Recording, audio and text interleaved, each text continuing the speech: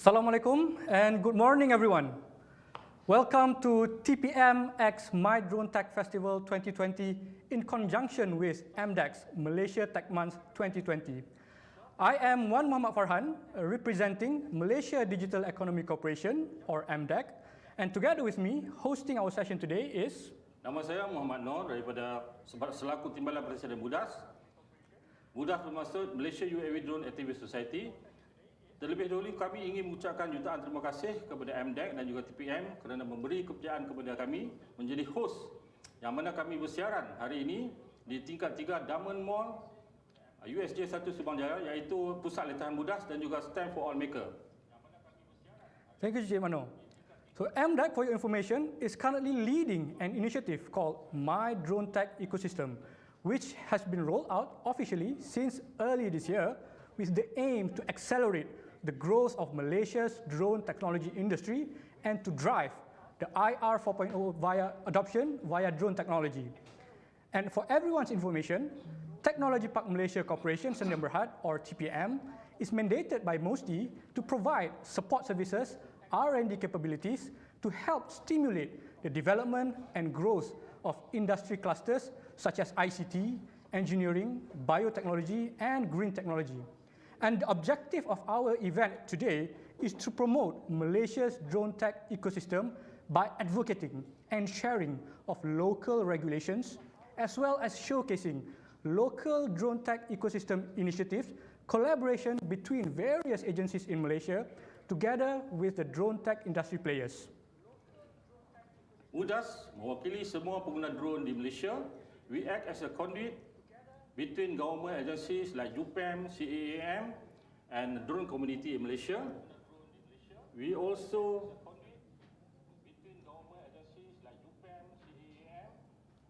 act as a conduit between government and public as a policy, and also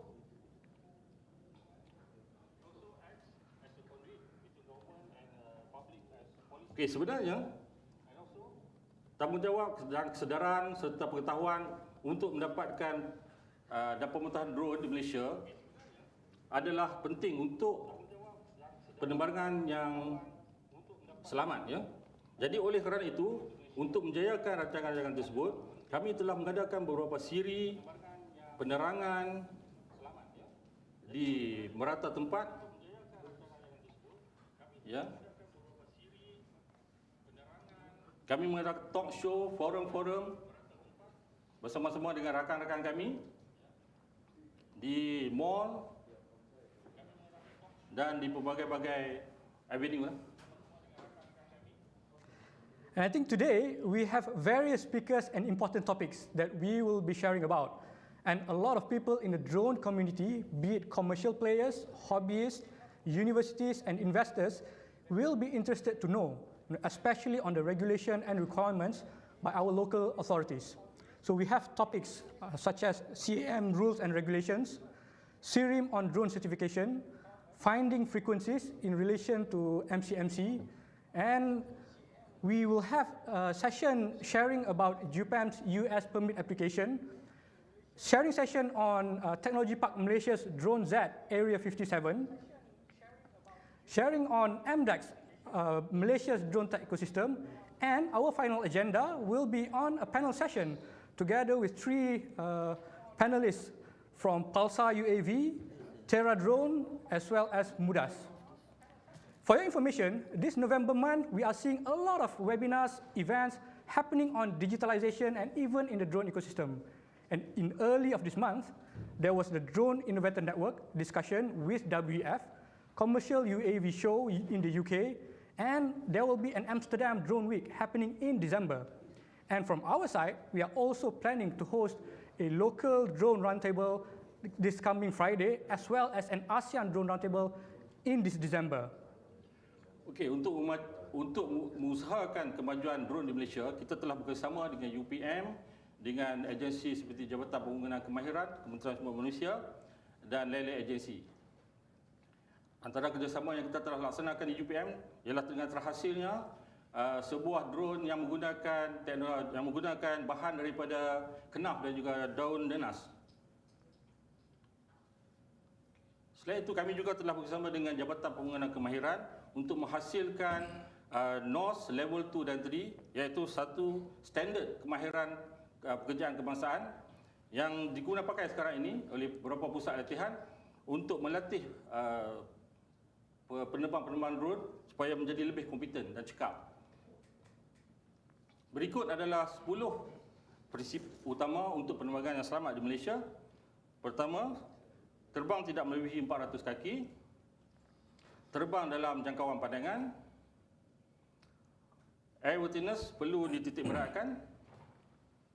Terbang tidak berdekatan dengan bangunan-bangunan tinggi dan tower. Terbang dalam luar jangkauan 5 nautical mile daripada airport. Terbang tidak di atas orang ramai. Tidak membawa bahan-bahan yang berbahaya seperti kimia dan sebagainya, kecuali untuk peladangan yang telah mendapat kebenaran. Tidak terbang di kawasan larangan seperti kawasan hospital, balai polis, kawasan putrajaya adalah kawasan larangan sepenuhnya. Menggunakan frekuensi yang dah dibenarkan oleh MCMC. Mendapat kebenaran daripada JUPEM untuk tujuan penggambaran dari udara. Seterusnya, bersama-sama dengan JPK, pada tahun 2018 kita telah mengadakan sesi pembangunan NOS untuk standard kemahiran kebangsaan, di mana kita telah berjaya menghasilkan 2 level 2 dan level 3, iaitu piloting mission dan mission commanding. Dan sekarang ini standard tersebut telah digunakan pakai di pusat-pusat latihan di seluruh Malaysia. Ini adalah pillars kurikulum yang utama: pre-flight, flight operation, post-flight, maintenance dan drone storage. Topik-topik ini diajar di pusat-pusat latihan supaya pelatih-pelatih menjadi cekap dan mahir dan terus boleh menerbangkan drone dengan selamat selepas tamat latihan. Antaranya kami juga menggunakan siri penerangan penggunaan pembangunan DroneZ.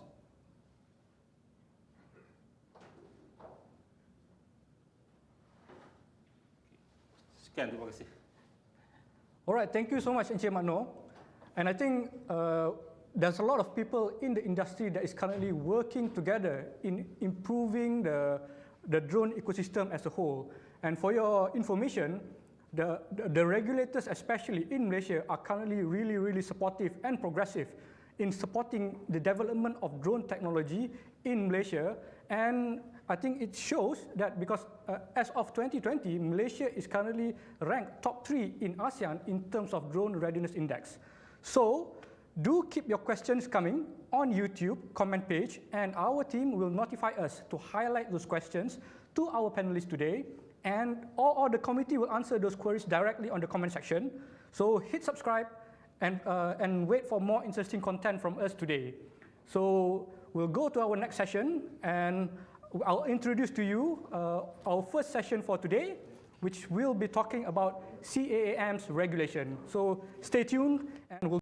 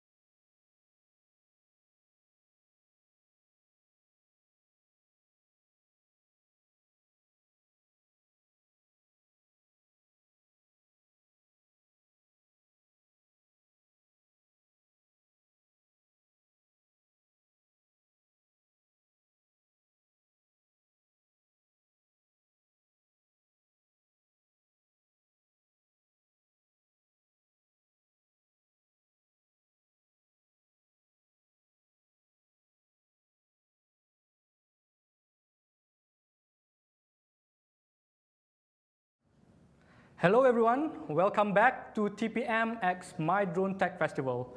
So for our first sharing session, I would like to welcome Mr. William Elvis from MUDAS to talk about CAAM rules and regulation. Good morning, thank you, Farhan. It's been a long while in terms of getting a lot of,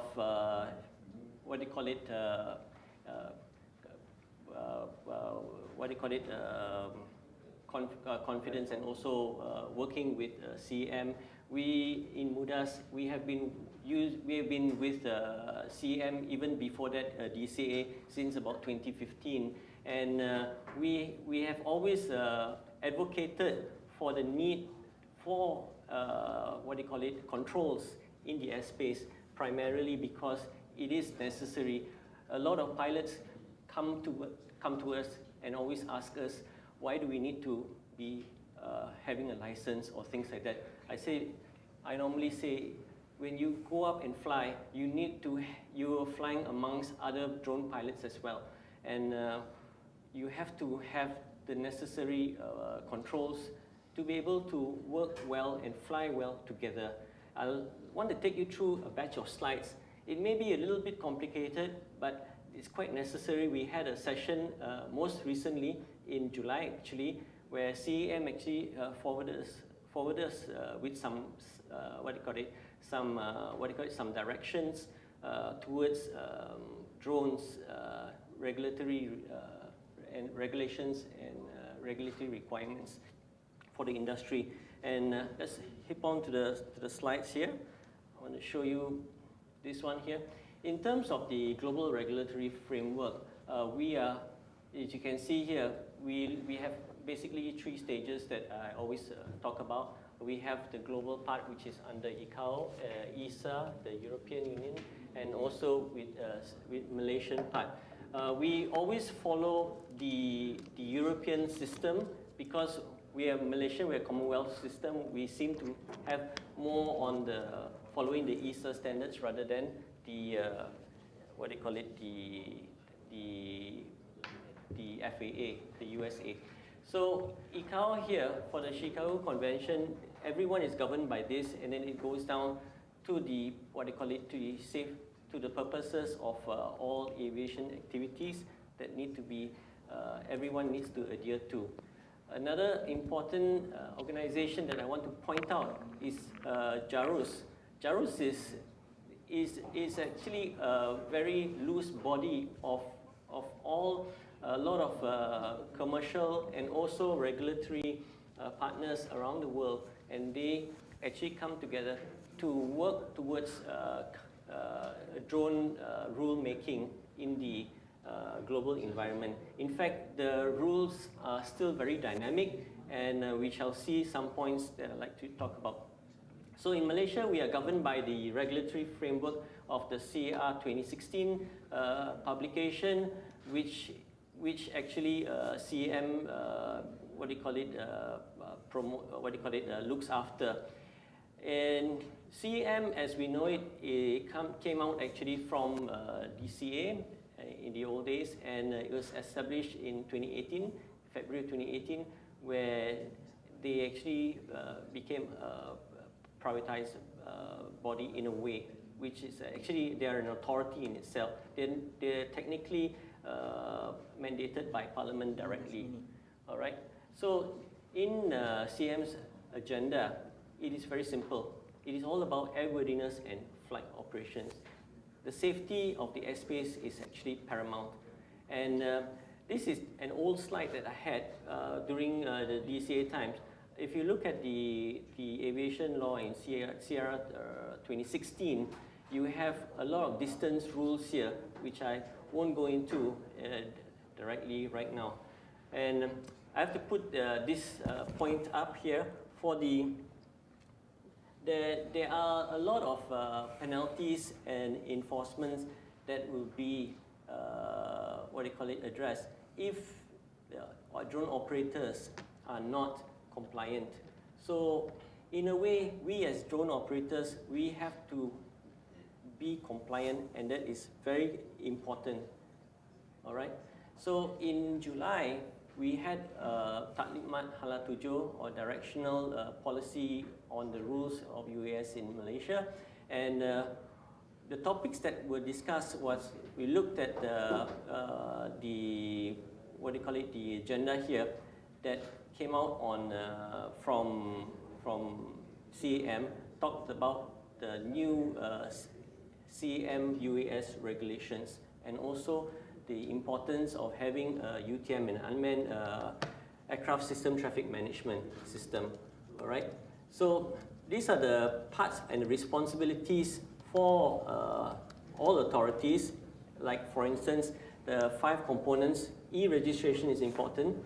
Airspace, airworthiness, operational authorization, traffic monitoring, and conformance and auditing. In other words, the responsibilities of CAAM encompass almost everything from the time you actually own a drone. What we're looking at is, in the future, that they will actually be registered. Everyone will need to have their drones registered. And this is the timeline that we were given. We're looking at full system operations from 2020 onwards, 2022. Everything should be up and running. So there is actually quite a lot of items here, as you can see. Immediately, I think in the beginning of next year, 2021, I think the first step would be for the drone registrations. That's important. Everyone needs to register their drones. That is very, very important. And this slide here is on the traffic management system, the UAS traffic management system, which is very important. Right now, the navigational system, that anyone can use any system, no problem. But I think in the future there will be 1 or 2 navigation systems that will be very, very important for all of us to follow. This is it's just like having an air control for itself, for aeroplanes, for manned aircraft. We have it for drones itself. All right. Fees and charges. This is a very interesting point for a lot of for the drone industry. Right now, each permit per drone, per location is about 250 ringgit. And I think the fees are going to be different soon. It depends on, as you can see from the slide here that they have given us, there will be some changes. All right. All right. Right now, during those days, we used to actually have 2 types of drone operators. We have the drone operators who are recreational in nature, and the second type of drone operators which are commercial in nature. However, right now, CAAM is looking at it in 3 different categories. If you look at it, we have certified, we have specific, and we have open. Now, let's just look at the graph here. As you can see, open is basically those people who are in the recreation area. They are very, anyone who generally owns a drone, who wants to do a fly through, they can, as long as they adhere to the rules, including registering, they can actually operate a drone quite well, keep within the rules that just now Encik Mano was showing the 10 guidelines. That is very important. Specific is actually the yellow bar there. That is, I think, what concerns all of us in the industry. This is the part where you will have a lot of drone commercial operators operating in here. The last one, the blue one, certified, this is actually a very high level type of drones, which actually do require PPL or special licensing. This is very, very high in its category. Now, before that, I want to show you the differences here. Now, for open, the key criteria is that it would be a mandatory registration. Now, this is very important. I think this is something that we all agree on, and the MTOM, or the maximum takeoff mass, is actually below 25 kg. So that's very important. And all the other items there, you can actually refer. It is generally those who are in the in the recreational, or even those who are doing some commercial operations, they can also use this on a limited basis. The key part here is that it has to be VLOS. VLOS is visual line of sight. That means you must at all times see the drones. The next part here, which for me, I feel this is the most important part for us because it's under the drone industry, specific. Specific is basically, there are some criteria in here which do not fulfill the open category. That means if you're upgrading yourself from a commercial operator to, from an amateur to a commercial operator, and you want to actually bring in big projects and things like that, you have to look into specific. Now this is where all the verticals comes in, all the applications, those who are in the construction, industry, oil and gas, even the plantations, all of these are necessary, inspections, all of this will be necessary here. Now the important point which I've figured out in red is SORA, which I will talk to you in a little bit. But before that, I want to talk to you about licensing. Now this is important. Like UAS certificate, they call it LUC. This is the exact slide from CAAM. So it's important to note that if you want to progress, you will definitely need the LUC. And this is something which we in MUDAS are working closely with CAAM to see what are the details, what are the fine details, how we can actually work with them closely to see how we can help and benefit the community and also our association members as well. All right. Just now when I showed you the specific part there, a very important point here is SORA. Why is SORA so important? SORA is basically risk assessment. Now, for any drone operations, it could be different in its nature. You have different methodologies that you have in your operations. You need to actually present this to CAAM and tell them about your scope of work and how you can work your operation in a harmonized way so that safety is top of the list. And a little bit more, this is a semantic model of SORA itself. It's basically looking at the operational control, and that means the airworthiness part is very critical. All right, that's very important. And also look at the risks that are on the ground and also the risks that are in the air. Now a chart showing this is a very good idea of basically how you operate in your flight geography. So there's a lot of terminologies that you may come across into this. Basically the green zone will be your operational zone and the yellow zone will be the contingency volume. So this area is basically whichever area that you're operating in, you have to have safeguards and mitigating factors that need to be included in any particular operation that you do, because you don't want to have any injury or damage that would be detrimental. All right. So the SORA process, basically you have it in point form here. I've actually just detailed it here. So you have the concept of operation. Basically, explain yourself in terms of how your operation is going to be, what's your objective of your operation and everything. Then you determine the ground risk and the air risk, and you actually present the mitigations for the risks that are prevalent in any particular work part there. Then later on, you go to the robustness and the TMPR. They call it these are all charts and graphs and calculations which you need to do. It goes into SAIL, which is a specific assurance and integrity level. I'll show you a sample of that chart after this. And in the end of this, when all these criteria are met, the objectives of SORA are met, you present it to CAAM, they look at it, and if all okay, then you'll get your permit. So this is a very important process. And again, why is it so important? It is for this reason.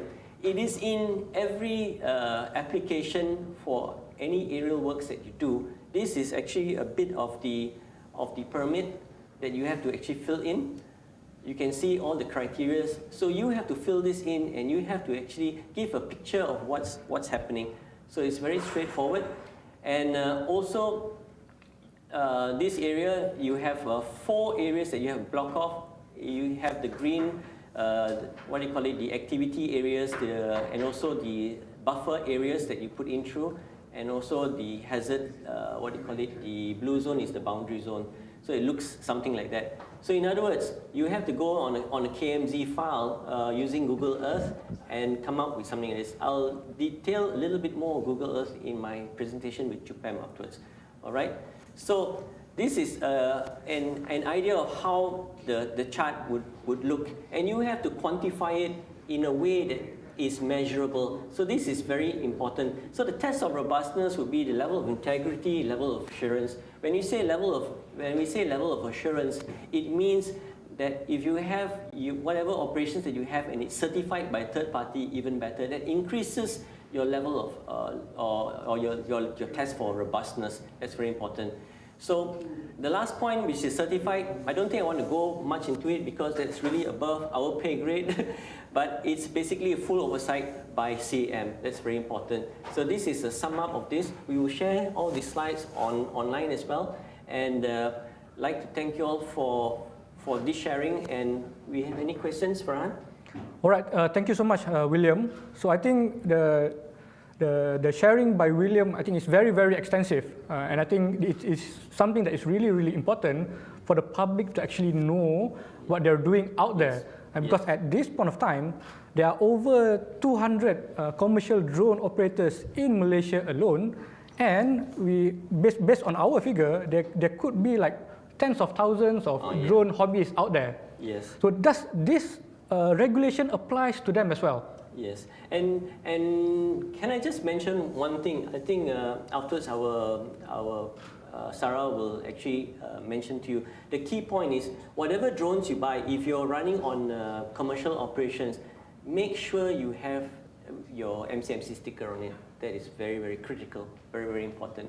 And sometimes you see some drones may cost cheaper, but if you don't have the MCMC certificate, then it can be very difficult for you if you want to take the next step. So you got to, if you're a commercial operator, you got to up your game. You got to raise the standard that you have, and have all this in place. And I would say the last point that is very important is actually get yourself protected. When I say that, buy insurance for yourself, because as a drone operator, one of the critical factors is that whenever we fly in UAS, there are no guarantees that the drone will come back safely. So we gotta protect ourselves, our businesses. You can easily take up drone insurance packages that would actually safeguard you and your company. So this is, I would say, I can't emphasize on it even more than that. All right, I think, thank you so much, William. I think from the public side, I think it is really important for everyone to understand the risk that you guys are in whenever you guys are operating your drones. You know, be it if you are hobbyists, even if you are commercial drone players.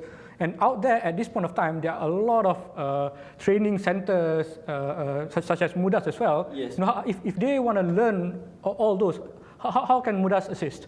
You see, in 2018, we came up with the curriculum for drone piloting. We worked with with JPK, and this is under the Human Resources Ministry. We actually went to the government, and can you see that? And we actually showed So this is the drone piloting curriculum, which there were 12 members here. There was from industry and also from, here you are, industry, and also from MCMC, CAAM, and JUPEM, who were involved in this one. So this particular one is actually the core curriculum. So what needs is that all the Pusat Batalia, all the training centers in Malaysia, in the country, I would encourage you to take this up and convert it into your own whim or the written instruction manuals that you can actually roll out to the community, especially for our young pilots. We have so many countless pilots out there who are very well, they are very established pilots. They are very talented, they can fly well, but they don't have the certification. And if you're going into industry, you need to have some paper to say that I'm a certified drone pilot, and this would be the pathway for the up and rising when you're coming up from SPM or things like that.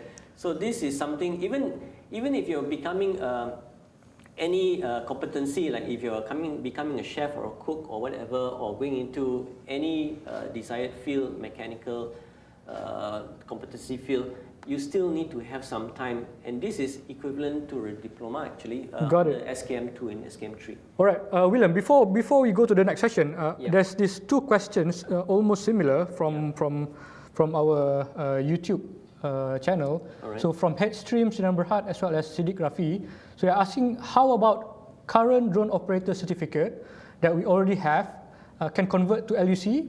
And then Siddiq Rafi is saying, is this LUC applied for every flight or one time? Okay, thanks for asking that question. Now, end of the day, CAAM needs to answer that question. I can't answer that question for you directly, but what I can say is that the permits that we have here is based, it is not a license, it is based on your work, what do you call it, the work operation that you do. In other words, it's a bit, you know, this is the way it is in our country right now. Whenever you want to fly, you need to apply for a permit. But we in MUDAS are working towards the licensing with, what do you call it, with CAAM. And hopefully CAAM will come up, I mean, they have already come up with the LUC. I think that will be the pathway. And as an association under MUDAS, please let us know, join us, come to us, and we will actually help you, guide you on your operations. Especially, I know there are a lot of commercial drone operators out there who are flying now, and they are flying without permits. Now, the point is this, sooner or later you need to actually take up the permits wherever you fly. So this is not if, but when. So it's better that you all get on board and do the necessary compliance where it's necessary, where it comes into JUPEM. I'll talk about that, JUPEM and also CAAM, all the necessary permits. This will actually protect you, especially when you're taking up the insurance part. You need some kind of what do you call it, certificate or the permits, so that whatever jobs that you're undertaking, you're actually covered. You know, sometimes when you fly in anywhere, and then you have the enforcement officers coming and saying, where's your JUPEM permit, or where's your CAAM permit? So these are things that are important. But what we have been trying to do is that we're trying to, one of our wish lists, Farhan, is actually to have like a one-stop center where we can have the drone operators just coming in and saying that they have an operation that they want to do, and could we do it in an easy manner where it's a one-stop agency. This is something actually the industry really needs. We've been trying very much to work towards that, but we're dealing with different agencies, and it's a complicated process right now. But even I have been doing permits, been helping a lot of companies for many years now.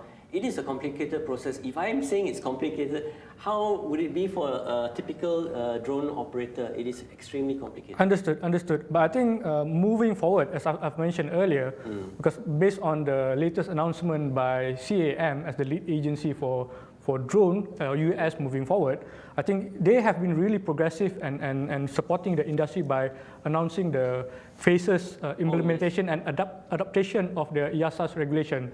Yes. So I think we are really looking forward to that, and I think from the industry's side as well as the commercial side and the hobby side, what we need to do at this point of time is to understand and study those documents so that we would know what to do within the next few years to be able to adapt to the what's changing in the landscape at this point of time. Yeah, we really look forward to that. The idea of having a kind of a sit down with industry. I remember when FAA did the Part 107, they actually had a roundtable and they had a lot of engagement with not just the industry but also different partners. It could be the academics, it could be the recreational drone operators. You know, anyone who has a say in, who may want to do drones, who want to fly drones later. Now, when we talk about drones, my estimate is that in a very short period of time, every company in this country or every SIRIM Berhad will have a drone in the cabinet.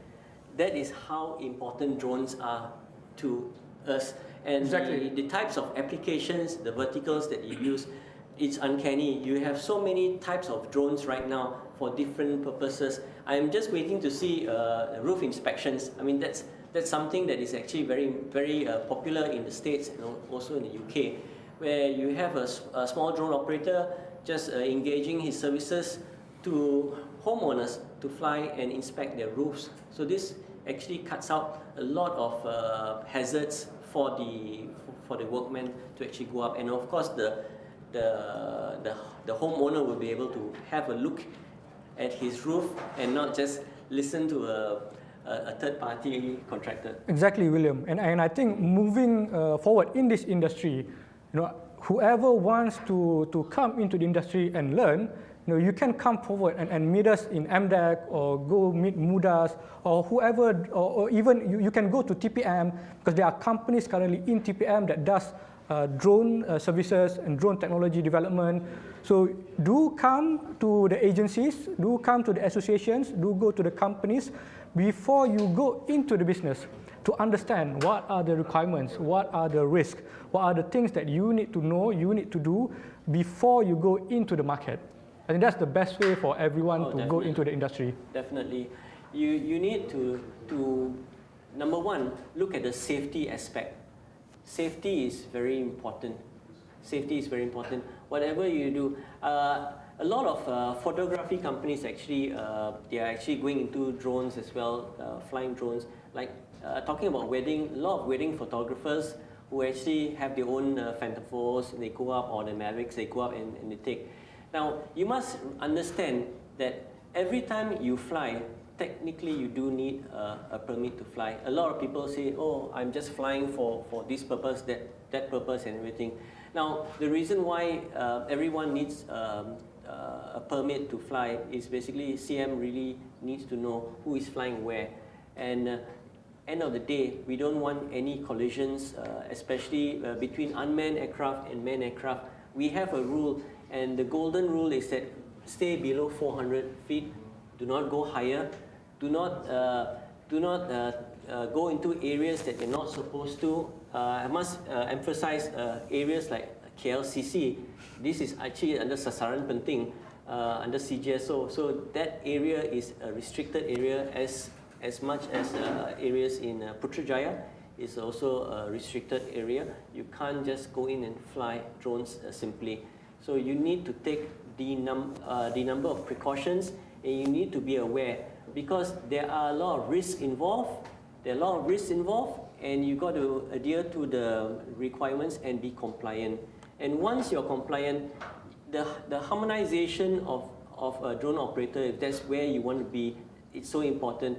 So you got to look after the craft, the airworthiness part, and you got to look after yourself as a drone operator.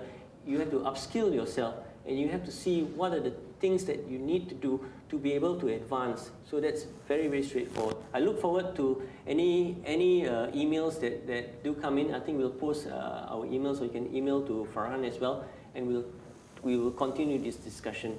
Yes, yes. I think that's all the time we have for this session. And I have this one question from Encik Najmi Tamseh, asking that if someone buys a drone directly from overseas, how to get confirmation from SIRIM and MCMC. And I think that is something that our next speaker will be sharing with us later. Yes, so I'll let Sarah answer that question. All right, because we will have our experts in this area, which is a representative from SIRIM, which will talk about drone certification, understanding that requirements. So later we'll be together with Encik Ahmad Amzah Hanis bin Ahmad Zaki. So stay tuned, don't go anywhere, and wait for us, all right? See you later. Thank you very much.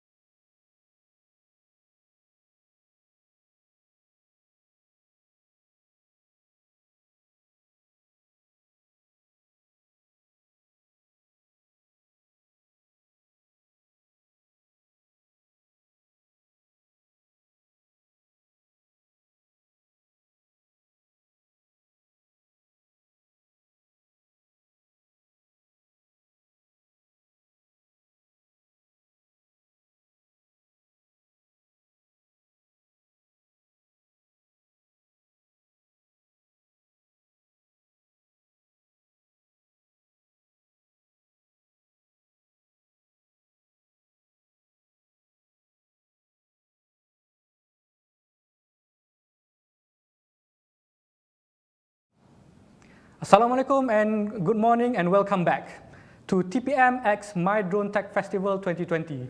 So for our next session, so we have together with us Encik Hamzah Ahmad on behalf of SIRIM, who will be sharing with us on the topic of certification program for communication and multimedia for drones. I hand over to you, Encik Hamzah. How are you? Okay, fine. Assalamualaikum warahmatullahi wabarakatuh and very good morning to our audience. And I would like to thank you, the TPM and also MDEC, to invite SIRIM to present the certification program for communication product exclusive for drone. Okay. For today's agenda, I will introduce you about what is certification, what is SIRIM doing, the type approval, the special approval, and also the import permit to clear your product at custom, and also the self-labeling program. Okay, as you know, SIRIM is actually the appointed certification agency by the MCMC since 1999, where we be certified all the communication product. The scope that we check is electrical safety, EMC, network interoperability, wireless, language apparatus, cable accessory, and everything product that transmit the frequency.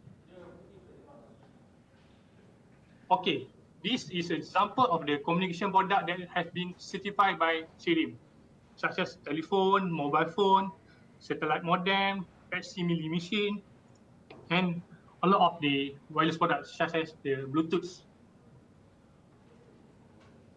Okay, now today we also certified the hybrid product. Okay, hybrid product, the term that we use is to define the product. Actually, before that, you don't have the communication module. And nowadays, the product technology has been developed, and then the product has also had communication product, such as the toys, home appliances, such as fan, and also the television, medical device, and nowadays drone. Drone also have the communication product. This is example of the communication that have been approved by SIRIM. There are a lot of the hybrid product that we certified. Okay, if you want to know your product have the integrated communication, you can check on the data sheet or product specification. You can determine the product actually have the frequency or can connect it to the network service provider.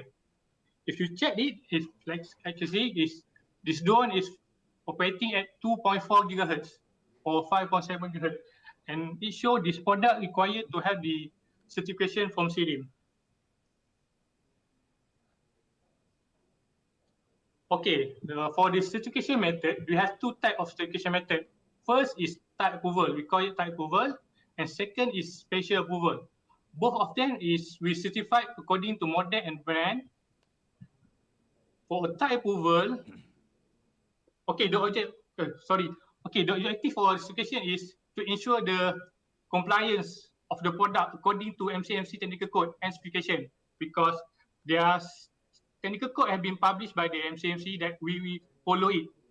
That's why every product that been sent to us for certification need to ensure the product meet the requirements, such as the output power, frequency range, and also the safety and EMC of the product. Okay, the difference between type approval and special approval is the type approval, the purpose you want to bring in Malaysia is for local sale. However, for special approval, the certification will be given according for the own use, exhibition, R&D, trial, or market survey, or demo or training of the person. Okay, for the type approval, the being given to the only company that being registered at SSM or importer, supplier, network, operator, or manufacturer. However, for the special approval, will be given to person in the Malaysia. You could claim warga negara Malaysia or warga foreigner. Okay, I will go to deep in the type approval. Okay, this is the standard that we will use, the technical code that we use for us to certify the product.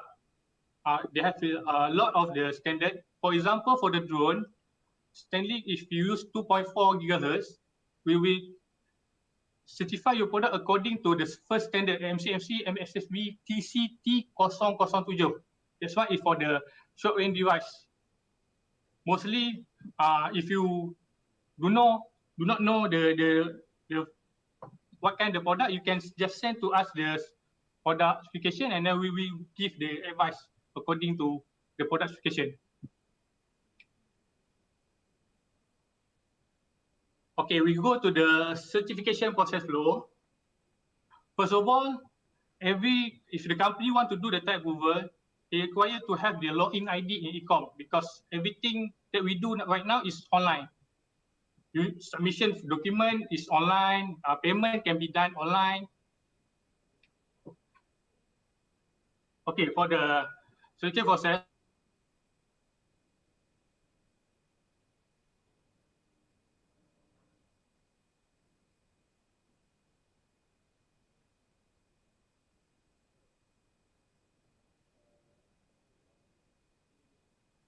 I think we lost him for a while.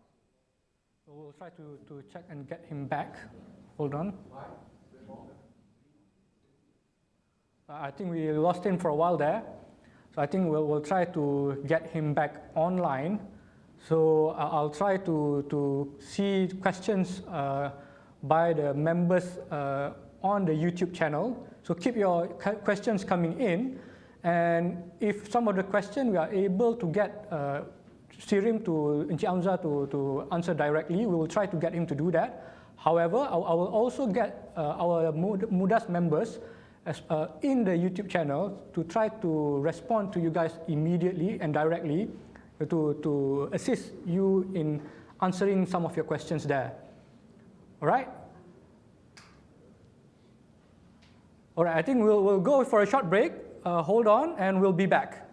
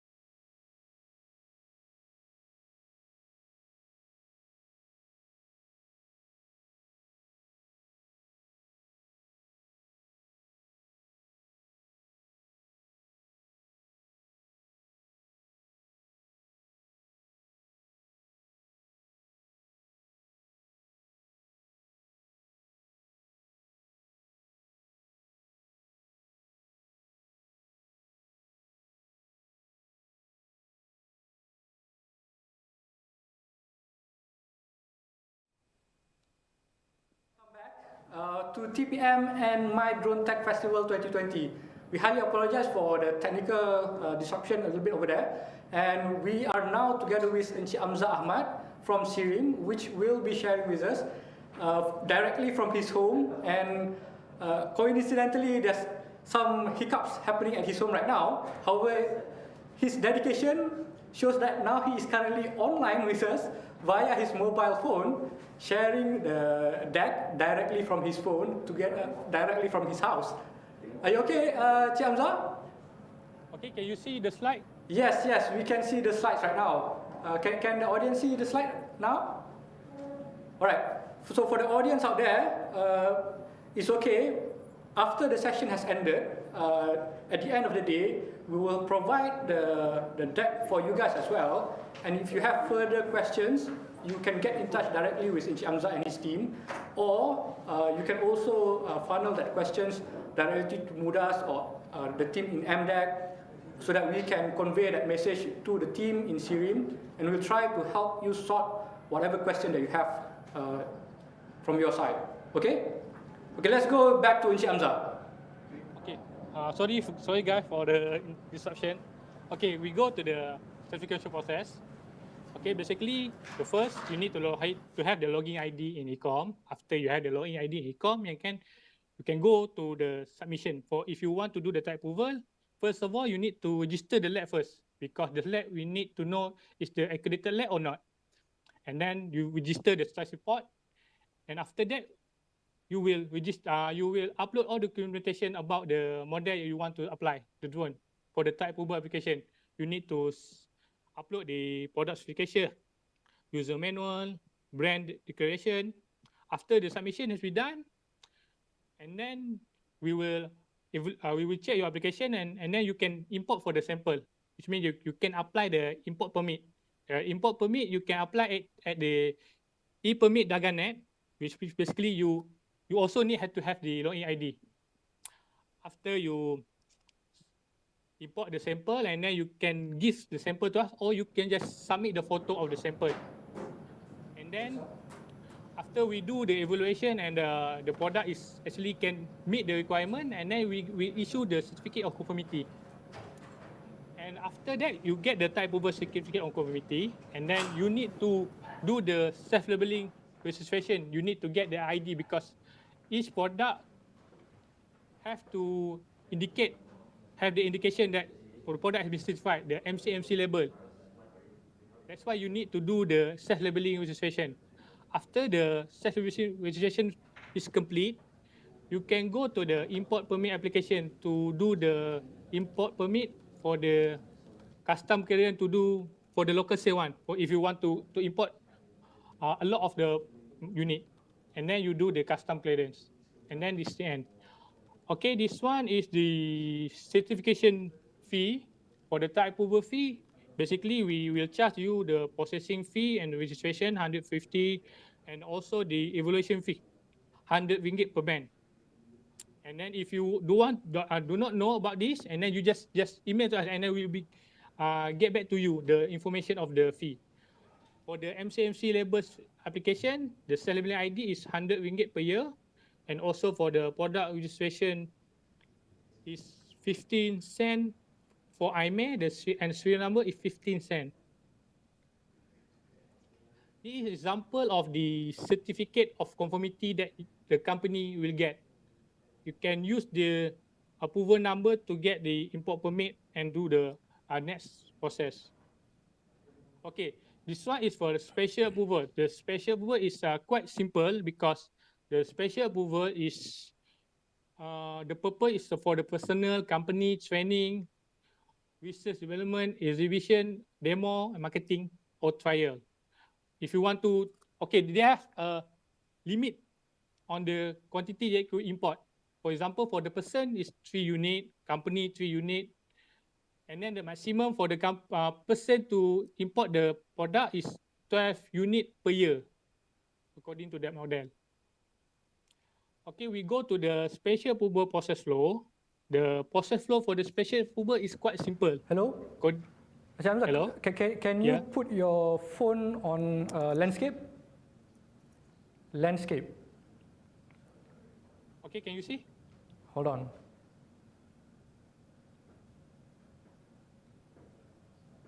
Hold on, it's coming. Because it's blank. Okay, don't know what I think happened. you go back to portrait to see if the deck is back online.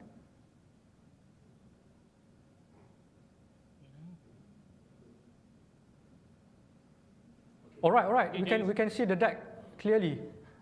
Okay. All right. Much better. Thank you so much. Much better. Okay, sorry. Okay. Thank you. Okay, for the special approval. Oh, this one is The important, special ni.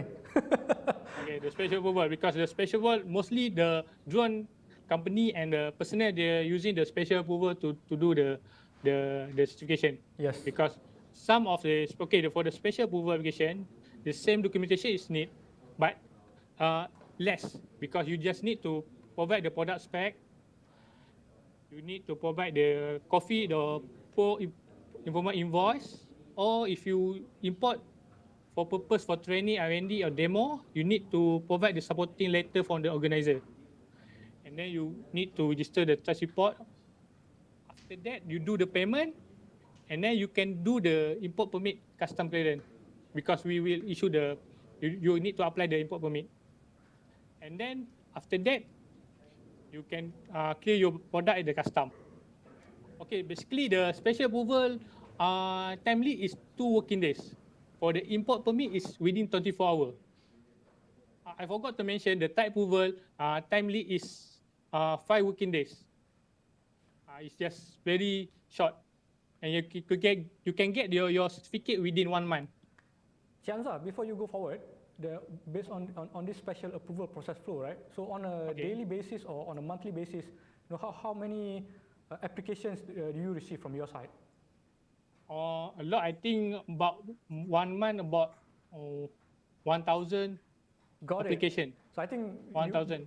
That is something that we want to share with our audience, because people out there, some of them are complaining, because they've submitted some of the applications, but some of them may not get any response yet. But I think they also need to understand, on a monthly basis, your team is managing thousands of applications, right? Yes. Got it. Not including the import permit. The import permit also is quite a lot. That's why this one is for special approval. We got monthly basis. I think for drone also is quite a lot. Got it. Thank you.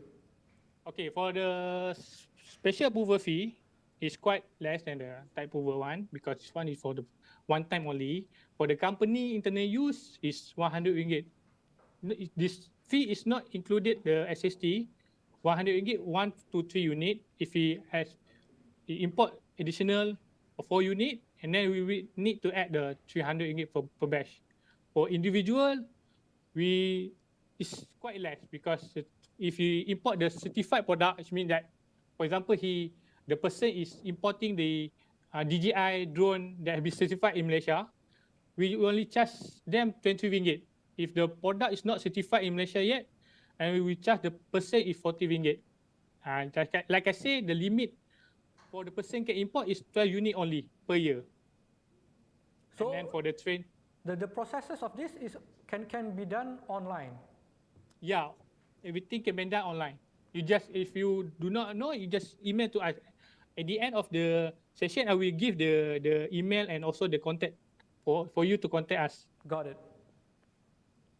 Okay, this one is the special approval certificate. This example of the certificate that we got. Okay, this one I can share you the common scenario for the drone product. I think the SIRIM have been go through. Okay, for example, if the individual is buy from the outside or import for personal use, we will suggest him to do the special approval and import permit only. If the company buy from the outside or import for company use, and then you need to go to the special approval. If the company use the purposes of the importation is for the local sale, and then he need to do the type approval. He cannot do the special approval. Same for the company that buy the component parts outside Malaysia that require for the ni. They require to have the, for the local sale, require to have the type approval first, and then they can import the product. Same also if the company is doing the repair center. If you're doing the repair center, he need to do the type approval, self-labeling, and also need to register in ECOM as the repair center. So at this point of time, based on all the categories that you shared, right? So the 7 categories. So which are the most common categories that SIRIM received at this point of time? This point of time, we received in the company use for number 3. Company, they import from the outside Malaysia, and then they declare it for the company use, and then we advise it to do the special approval. All right, all right. Because the importation is not many, because the unit that we import is less than 4 or 5. We import according 1,000 or few, and then he required to have the type approval. Got it, got it. We'll try to make some changes there in the near future, trying to export more drones from Malaysia. Okay. Okay, for the product have been purchased locally by individual or company, actually the SIRIM approval should be applied to the importer or the local distributor. If you go to any shop in Malaysia, you want to buy the drone, if your product don't have the certification, don't have the MCMC label, and then you just can report to us or MCMC for further investigation. Got it. Okay, this one is for the self-labeling program. This one is typically for the type approval. If you want to do the local sale, the self-labeling program is required. This one is an example of the SLP mark, certification mark, the MCMC. Every product in communication product required to have this certification mark. If don't have, don't buy it. Okay, you can see the self-labeling method that will be used in the communication product. Some of have been integrated into the e-labeling that been displayed in their phone. You can check using your phone also, and also the surface labeling. You can see on the product marking or the packaging to check the certification mark. Okay, we go to the import permit, the final step if you want to clear your product in custom. Because basically, why we do the import permit, because this one is to comply with the Custom Act 1967, because this one, SIRIM has been appointed as the COA, the import permit issuance, since I think 2000, and that's why every communication product required to have the import permit. Okay, this one, okay, thank you. That's one for my slide. And if you have any problem, any inquiry, you just can. Great, great. Thank you so much, Cik Hamzah. You can okay. So I think the information to contact you is there, and we will be sharing your deck in the YouTube channel later. But I think right now we still have some time to answer some questions online, and there are a few questions actually that I'm receiving here, which hopefully you can answer some of them. So we have one from Mr. Mirza from Hydrokinetic. So he is asking, so he is using a marine broadband radio for Kongsberg MBR 179 mil-spec for 35 kilometer range, data transmission at 16.5 megabit per second, and they have problem getting registered with MCMC. And the frequency band 49,000 megahertz to 59,000 megahertz, channel bandwidth 20 megahertz. So what was the question here? I think he got the quite problem to register their product at the SIRIM. I don't know. So I think we will get Mr. Mirza to contact you later and your team. Yeah. We have another question from Mr. Ray Leong. So he's asking that if a foreign company wants to import drone for temporary testing, so a limited amount of time that the drones is going to be in Malaysia. So what kind of permit will they need? you can apply under spatial approval if we import it using the company name, and then you need to apply under spatial approval. Okay. Okay. Hopefully that answers your question, Mr. Ray. Yeah.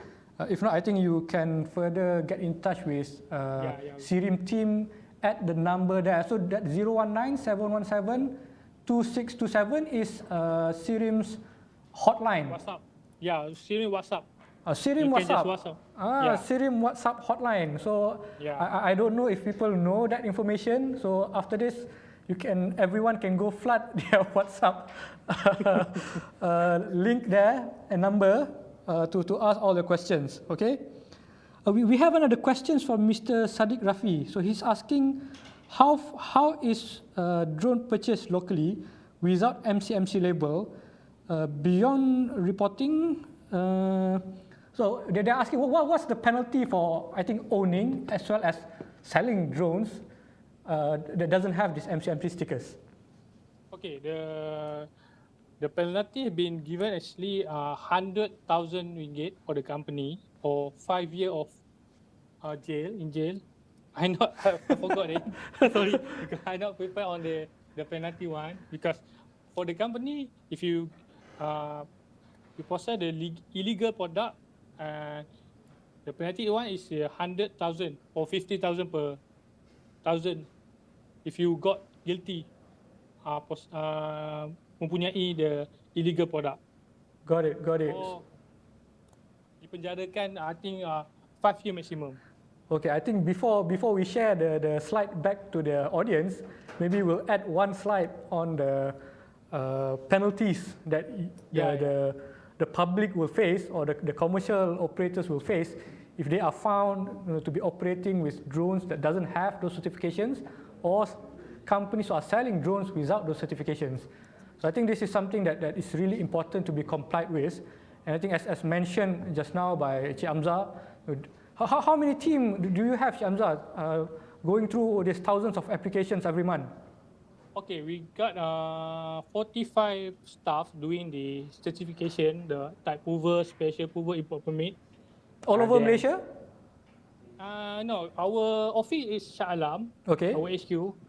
Everything that we done is HQ. But the process has been done by online. You just can submit online. Okay, so the process only needs an online submission. So they do not have to go physically to your office, right? Yeah, at this point of time. But if you want to go to the office, can. But from time being, it's because of the COVID, we suggest the person to submit online. Got it. I think thank you so much, Cik Hamzah, for being with us today. And I think for everyone's information, in the near future, MUDAS will be initiating a session together with SIRIM for drones that has been bought earlier without SIRIM certification. So they will have sessions to try to get those drones to be certified. So I think later we'll share with you a link to register your interest to join MUDAS, to meet up with SIRIM to get all your drones to be certified in the near future. So I think that's all we have for SIRIM session as of now. I would really like to thank Mr. Hamzah. And for our next session, for TPM X MYDroneTech Festival, we will be hearing from MUDAS, who will share about MCMC UAS compliance with the topic finding your frequency and the importance of being compliant. So thank you so much, Encik Hamzah. For the audience out there, stay with us, don't go anywhere. We'll be back in 5 minutes. Thank you so much.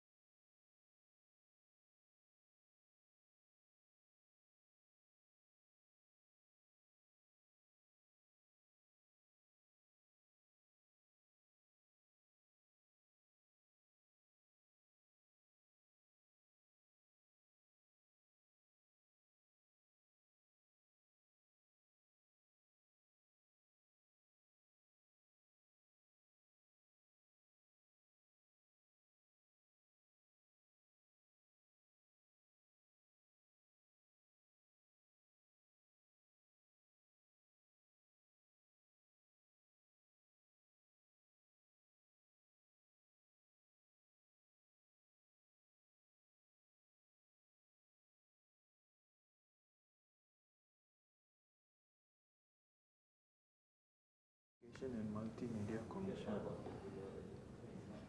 Tak baca konteks lagi. JUPEM nanti William.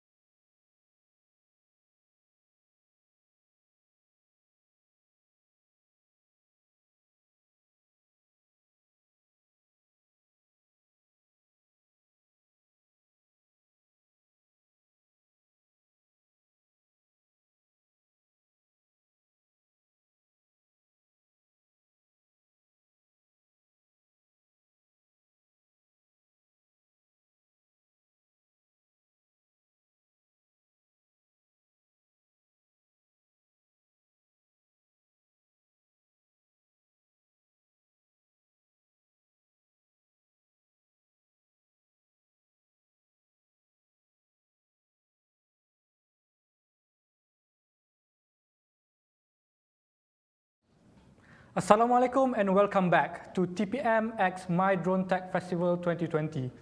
And together with me now is Mr. Saravanan, MUDAS committee member, who will be with us today to share about finding your frequency and the importance of MCMC. All right, I think I'll hand over to Mr. Saravanan and please share. Yeah, morning Farhan. It's good to be here today to share about the frequencies on for the drones, and then I will share all the needs and the requirements for the frequencies. Okay. Now to start with, what is frequency? See, this is a drone. This drone has to operate from the RC. This is the remote controller. The remote controller and the drone, they work. The remote controller transmit and the drone receive. For this to happen, the frequency comes into action. Okay, so these are the things that we're going to talk about today, and what is the rules and regulation.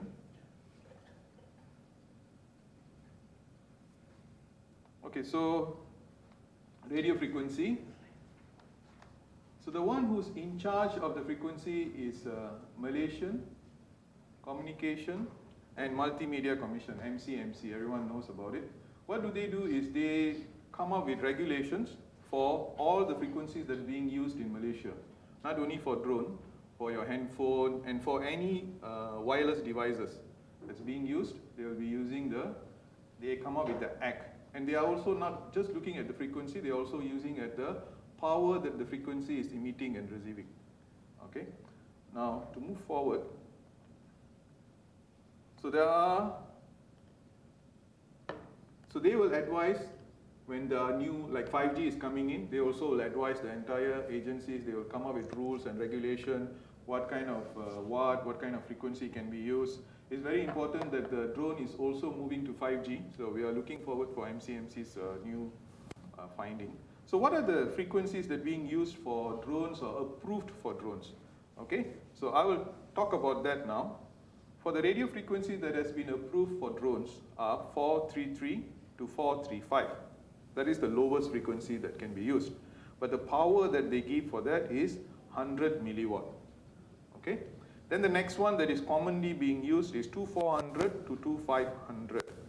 Okay? And the power they give is 500 milliwatt.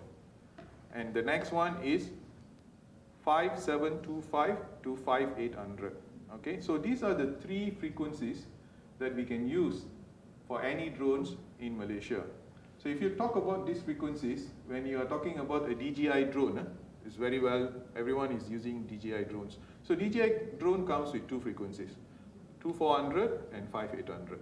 Okay, so those two are commonly used. This is what we call open frequencies. Okay, so these two frequencies, when you bring in the drone to Malaysia, these two frequencies you can straight away use. You don't need to have special approval for certain kind of drones. There are a lot of drones being used with these frequencies. There are some drones which is using the 433 to 435. Okay, the questions that is normally being raised by the drone industry players is, we talk about drone delivery. Okay, everyone is talking about drone delivery, COVID-19, sending vaccines and so on, and it's a hype that everyone is talking about. With the frequency that is being allocated, there is a distance that the frequency can actually work. Okay, so limitations. Like if you're talking about this DJI, they claim some of their drones can go up to 5 kilometers, some 7 kilometers, and the latest up to 10 kilometers. They say you have to have a clear line of sight for these drones to operate, correct? Now, but drone delivery cannot be limited to 5 kilometers or 7 kilometers. We have to go beyond that. Okay, then only the drone deliveries ecosystem will be well received. Okay, in order for them to do that, they have to use frequencies which can allow them to receive their telemetry and also their video feed when the drone is on air and is flying. It is also comes back to the air safety and air readiness when the drone is in operation. For such cases, they will require to use special frequencies. The lower the frequency is, the further it can actually go. Okay? Unfortunately, the way that the frequencies are being made in Malaysia is 900 hertz or 900 megahertz are being used for cellular. Okay, this is a common frequency that's used in overseas for long distance. So in Malaysia, when people are bringing in drones with these frequencies, they are having, they will be facing problems on getting approvals. So they have to go back to MCMC, and MCMC has actually given a band, which is 5030 to 5091. Okay, this is the band that you can purchase from MCMC for all these kind of long range or special approvals, special drones that requires them to have a dedicated frequencies for their operations. Okay, 433, it has a lower watt. 100 milliwatt is a bit small, so it cannot go far. So the way forward for them is to go for this 530 up to 5091. Just to add on it, there is charges for that, which roughly around 30,000 to 70,000 per month. But this one we have to get back to MCMC on what is their actual contribution and so on. So moving forward, there is a notice that has been published in MCMC's website for drone operation itself. So people who doesn't know about this, they can always visit the website and look at it. And here we have also highlighted the frequencies again, 433, 435, and then 2400 to 25000, 5725 and 5875. Below is the chart, okay, the spectrum allocations in Malaysia. So if you take this and you have a drone manufacturer that is from overseas, they're asking about what is the frequencies that are being used in Malaysia, you can actually forward this spectrum allocations in Malaysia. So they will, from the chart, they will know what is the open, what is for marine, what is for cellular, so they can understand and you can move forward with your... So this information is available on MCMC's website? Yes, yes. So what was the advice that you would give before commercial drone players bring in any type of drones into the country? They should of course, understand what are the frequencies that they can use. They should go to the website and download these spectrum allocations in Malaysia, and also look into this notice that has been released. And there are FAQs in their website itself where there's a lot of these questions being asked. You can look through that as well. Okay, so why is this frequency very important? Okay, why it plays a big role? Earlier we have had a session about SIRIM, right? So SIRIM is the body who actually gives the certification saying that this particular UAV system is using these allowed frequencies, so that you don't have that problem in Malaysia. And further to this, the most important part is if you look at these permit applications that we have currently by CAAM, there is already a section where you have to fill up the SIRIM UAS certification, which talks about the MCMC approval. Okay, so all drones that is going to be used for commercial operation in Malaysia, and when we are doing these applications with CAAM to get their permit, we have this to be filled up. So without this, you will not get the permit. Got it. So then you cannot get your job done.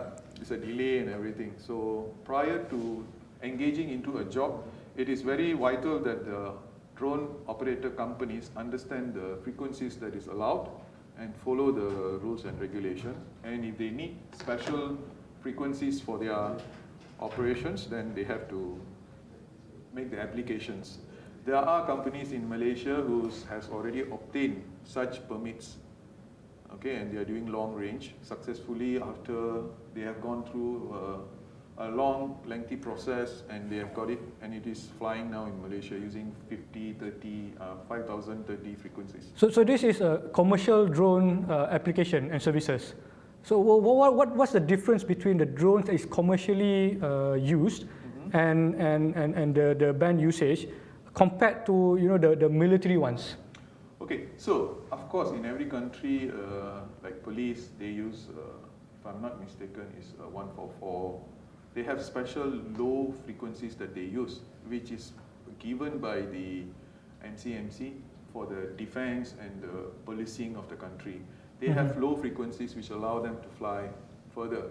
As a public or a commercial user, we cannot tap into that frequencies because it is on the national interest that they're given that frequencies and they operate with that frequencies. Okay, so that they can monitor our borders and any incidents that's happening. Got it. Fly further, and those frequencies are the analogy here, or the rule of thumb is if you have a low frequency, which is like 400 or 900 all over, you travel further, okay. And if you have bigger frequencies, your distance become lower.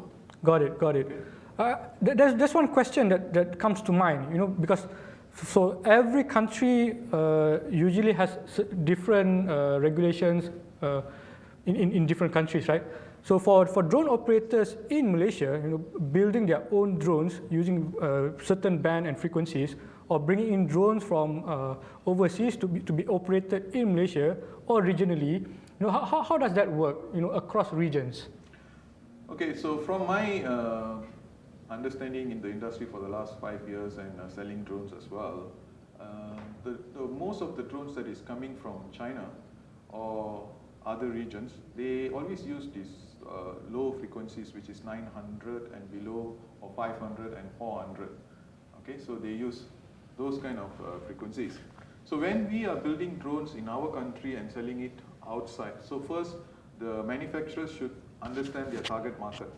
If they are targeting Europe, then they should look at something similar to MCMC in Europe, try to understand what is the common frequency that's being used there, and then use that as their telecommunication or telemetry frequency.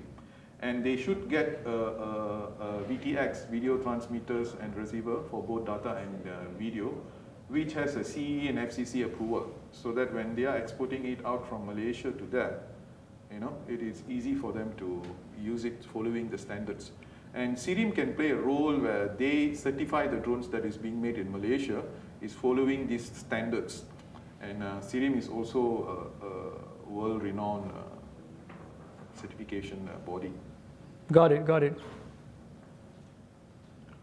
Is there any more slides that you would like to share? No, or we can go for the Q&A. Okay, all right. Let's try to see some of the Q&As that we have here on our YouTube comments section. I have one from, okay, but this one has been answered by Cik Muhammad Noor directly on the chat. Okay, I think there's this one question that I see here that is in regards to this BV loss operations. So I think based on the latest development that we have and the ones that have been announced recently, so at this point of time or in the near future, let's say 12 months or nearer within the first quarter of 2021, how do local companies that is deploying EV loss or BV loss, what are the processes that they need to use and what are the frequencies available for them, to be able to operate drone delivery or testing drone delivery in certain areas that is gazetted or allowed by the government to do this kind of testing? Okay, again, we have to follow the current rules that is available. We have to follow the current rules that is available in Malaysia.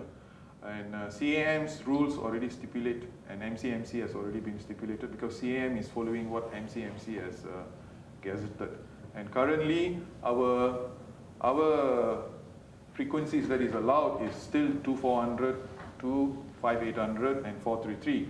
And if they want to do this, as I said earlier, they have to use and they have to apply the 5030 frequencies. So I can go back to my slide. So here's the frequencies that is allowed. And the special frequency is down there, 5030. Okay. Now, if they want to use even different frequencies on an area that we are going to come up with few test beds in Malaysia, so they have to write into SKM, MCMC, and then explain to them the need for such requirement, and it very much depends on MCMC's approval for that. Okay, so BV loss is an operation that is going ahead in near future, but I think we are still limited.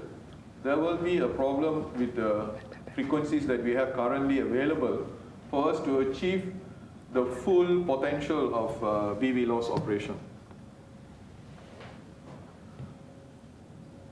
And I suggest that the companies who wish to do this BV loss operation to really look into the frequencies that they're going to use, and if it requires special permits, they should go in and start doing the application before they do their operation. So again, as I said earlier, the two ways that it is communicating is from this RC and this drone. It needs this for the frequencies from the whatever control that we are sending from the RC, it goes to the drone. And there is one more frequencies that is being used, which is also the video. Okay, we are using a lot of FPV, and also we are also using FPVs for us to see the videos. The videos will also either use 2400 or you can also use 5800. Like DJI, they use one frequency for telemetry and another frequency for video, or sometimes they can just use, they have this adaptation that it can always adapt by itself, change from one frequency to another frequency. It's called frequency hopping. Got it. Okay. Sarah, so I've been in some Facebook groups of the drone hobbyists, for example.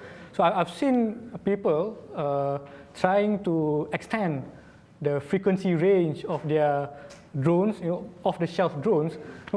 Is there a risk to that, in terms of safety, and then in terms of the safety of the equipment itself, and then the safety of the operation that maybe out there that there's something else that is currently operating?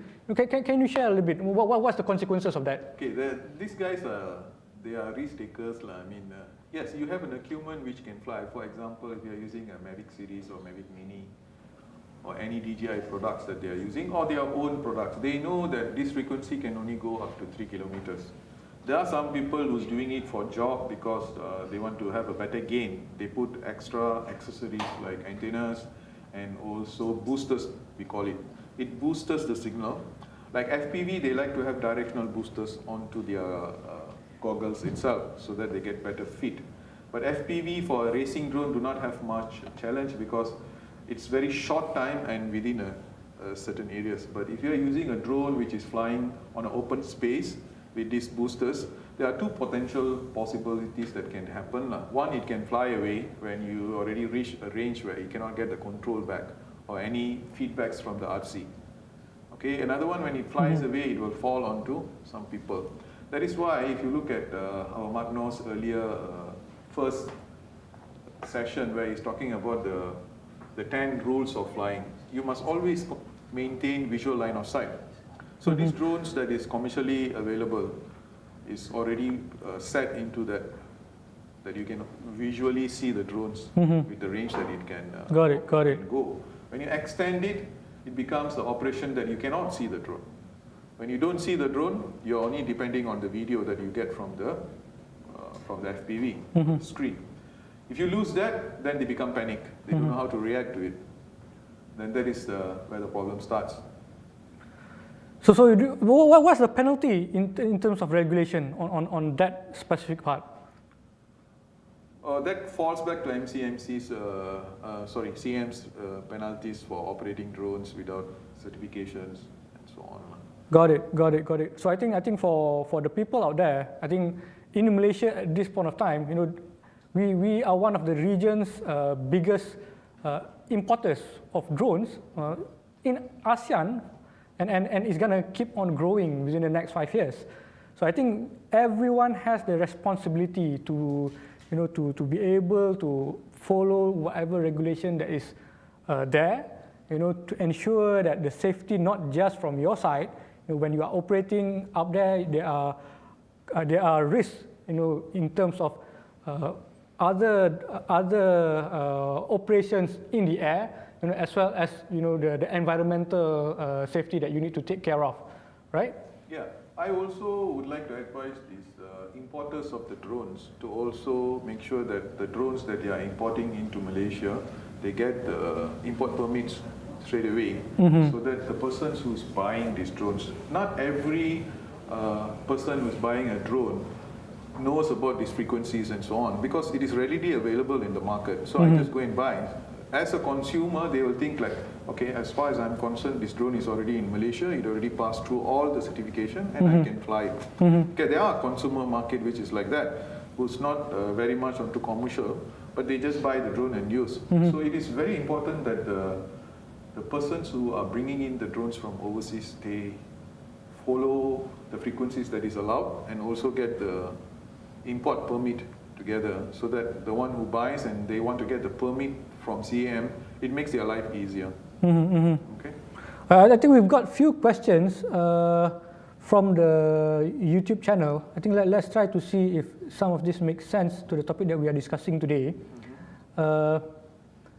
One question from Rosdiadi Nordin. So he's asking, can we apply the same regulation for UAV if it is operating on licensed band of mobile network, just like the current way we are treating the smartphone? Okay, so he's talking about controlling a drone using a smartphone, or what we call as 4G, 3G, and the upcoming 5G. There are drones currently having dual functions, which is using a telemetry, and at the times that you can set it to be primary or secondary. Okay, which is going to be primary? 4G, and when they loses the 4G, it goes to the redundancy, which is the 2400 or 5800. But to move forward, of course, the 5G is the one that comes in. This is something that we are also want to talk to MCMC on understanding that what is the new regulations for drones that will be operated under 5G. Do we still need to get special permits or not? Okay, because if you're talking about 5G, it is already going to allowed frequency. Okay, so when you're using a drone with that, theoretically, you should not get any any issues with it, but we still need to see what MCMC is coming out with that. Got it, got it. So it's still an uncharted area. So I think these are the kind of things that, for example, from agencies like us in MDEC, or together when we are working together with Magic, for example, they've come up with this program called National Technology Innovation Sandbox. And from MDEC side, we have been building a few areas in Malaysia to be considered as a drone testbed area. One of it is already existing, which is in Cyberjaya, near to Futurize. And there's an exact place in Cyberjaya under Cyberview, which allows the usage of 5G, for example. So I think if you want to do those kind of testings, do get in touch with us, and we'll try to get you to work together with these agencies to test your products. And there are also a few other areas, for example, in Medini, Johor, which is in Iskandar. So there will be some announcements made where you can also do this kind of testings in Johor. And also together with our current partner, Technology Park Malaysia, so they have a lot of areas in Technology Park Malaysia, and they are currently applying some exemption and trying to get companies to try to test new kind of communication technology using their drones in a safe kind of environment. So I think moving forward for next year, there are a lot of things that we need to do and test. And all these case studies, all these reports will go back to the regulators to see how this kind of things works. And eventually those will go and feed back to the regulators to make and improve their current regulations, right? Yeah, that's very important that we have these test beds available for anyone who's venturing into these UAV and UAS systems. And the test bed is very important for us to do this kind of tests. We need to collect data of 100 hours, 10 hours, Yes. All these hours is very important for that to get approval from CAAM in future that, okay, we have tested our drone with these frequencies, which is 5G, for over 100 hours, and this is our result. What are the improvements that we have done, and so on. So Understood. It's good to have those. Understood. And I think for everyone's information, I think in the region, I think aside from our neighbor in Singapore, we are one of the countries that is actually very, very progressive in terms of supporting the development and growth of the drone industry. And I think in terms of the regulators, in terms of the readiness of the companies, in terms of the readiness of the company that provides this kind of technology, right? Let's say like telecommunication, in terms of batteries. And I think if the companies out there, if the R&D companies are ready to come up with this kind of solutions, I think MDEC, TPM, MUDAS are ready to work together with you guys, to develop these kind of solutions for the benefit of people in the future, right? Yeah, MUDAS is always open for these kind of things, and we will always share our expertise and resources that is available to take this kind of initiative forward. All right, I think that's all the time we have. Thank you so much, Sarah. And don't go anywhere, because in our next session, we will have MUDAS to share on JUPEM's UAS permit application. So we'll go on a 5-minute break. Don't go anywhere, we'll be right back. Thank you so much. Thank you, Sarah. Thank you.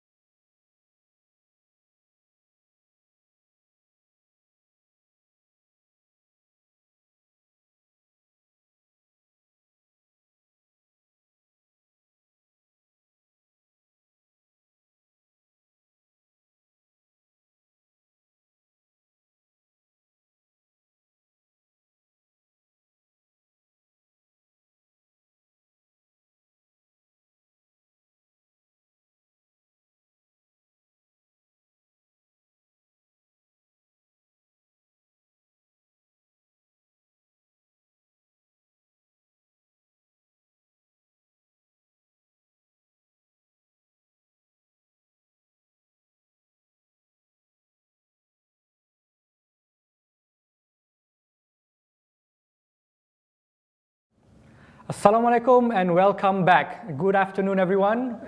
We are TPM. You guys are watching TPM X MYDroneTech Festival 2020. And together with me again, Mr. William Elvis from MUDAS. So together with us, he will be sharing about the role of JUPEM that plays in UAV and national security. And I think this is a really, really important topic that we need to share with everyone. And I'm really grateful for MUDAS to be able to share with the audience today. All right? Very welcome, Juan. Hi guys, once again I'm back with you guys, and this time we're talking about JUPEM. Now, you may be wondering who is JUPEM, what is JUPEM, why do we need JUPEM permits? But you know, I used to be engaged in flying with helicopters before, and having permits under JUPEM is nothing really new. A lot of drone pilots feel it's new, but it's nothing really new. I just want to show you this slide. We go back to onto our slides, and just look at this. Yep. This may feel like it's a spaghetti. This may look like it's a spaghetti of things that you need to do as a drone operator to be able to fly in Malaysia. It is so complicated for a lot of people, and I agree with you, like I mentioned just now about the CAAM, and I will try to make this easier by showing you this next slide here. Maybe this is slightly easier for you to understand the application for the permit process here. As you can see here, there are many, many logos out there. But primarily, if you look at the top line there, you see JUPEM is in the middle, and of course CAAM, and it's basically the route or the road for you to get your permit approved, for you to do work, aerial work for your drone operation. If you take a step back, if you look at SKMM, just now Sarah was explaining the importance of SKMM to have the certificate for your drones so that you'll be covered under the frequency spectrum. And it's a prerequisite. It is something a lot of drone operators do not have that. So if you do not have that, there is a remedy. We actually, MUDAS, we're trying to help the drone operators to be able to get their drones that you have bought locally that has not been certified. We'll work, because we are working now closely with SIRIM to get prerequisites for that. The next slide there, we have CGSO there, and also I have a box there that says location permission. Now, CGSO is the Chief Government Security Office, and actually this is under any assets of the government or sensitive areas that do need certain additional permissions. You know, for instance, you just can't go into areas like Putrajaya, or you can't go into areas like dams or sensitive areas without CGSO's, permission. And the next box below there, it says location permission. In other words, a prerequisite as well to be able to have what we call surat sokongan. That means location permission from the landowners that you are actually undertaking to take the aerial photo of. So then we look at JUPEM. If you can see JUPEM, the logo there is pretty much centralized. So JUPEM coordinates for this and does a level of security checks with the police, basically to check you guys out, see whether you guys are legit and you do not have any criminal record, and also to check the number of locations that you want to fly. So they are very, very important. I'll go into the details of who actually handles the permits for JUPEM under that part there. And of course, when all your ducks in a row are completed and you get the JUPEM permit, you will then apply for the CAAM. So CAAM is actually the last stop. And just now, as I mentioned, it has a long list of things that they are looking at. But primarily, CAAM is only interested in airspace safety. So wherever you fly, you have to be safe. And once everything is completed, you will be then issued with an approved permit. So this is basically the route for getting that. So now, if we look at JUPEM in its entirety here, JUPEM is actually an agency, a department under the Ministry of Energy and Natural Resources. All right, it is been, there's a lot of words there. Basically, it's saying that it's been there a long, long time. And the important thing to recognize here is that everything is governed by a particular circular. It's called the Perkeliling Bilangan 1 Tahun 2007. This is under the Prime Minister's Department, certified in 2007. And what it basically says is that in a way, the code of conduct. So whatever permits you need to do, if you are asking why do I need to do this is the reason why. It's part of the regulation, the circulars that's come out. So this is very, very important. And again, I can't stress enough, JUPEM actually undertakes the responsibility of ensuring national security. In other words, in the old days, you have a lot of people taking images from the air and misusing it, or using it in different countries or whatever. So as a matter of national security, JUPEM actually undertakes that responsibility. And within JUPEM itself, there's a unit that's called BGSP. And BGSP is actually part of the army. They are actually military intelligence, and they are the ones who actually do the vetting of all the permits. So I actually have been doing permits with BGSP since 1989, and it is all army guys. They are in army uniform, and they are very, very particular about the national security of our country. So that's very good to have it. And I think this is very important. It helps us to keep our country safe in terms of the permits that we do. All right, so I have this slide here. Basically, how JUPEM will coordinate the process. We have BGSP. They will actually send your materials, and they'll send information back to PDRM, and if necessary, coordinate with CGSO for matters of security if it's related to government assets. So this is how they actually work. So the screening is very, very important. And this is a very old form. It's called the PPN 130. And this is the form that we used to fill up manually, and we fill it up in triplicate, and then we will actually process it, send in for processing. So it's a very complicated form. But right now, JUPEM has renewed, made it easy for the industry, and I'm going to do a selling job on what they're actually doing right now. We're calling it the eBiz JUPEM GeoPortal, all right? How to fill this form in. But before we go into that, this is how it looks. It's an eBiz JUPEM e-business. So for all of you guys who are thinking of applying for permits with JUPEM, you need to go to the eBiz for JUPEM e-business and go to the GeoPortal, and they'll have a step-by-step method of how to actually apply for permits. And the beauty about this is that you can do this all online. And this is the wonderful thing. You can make the application online and also pay online.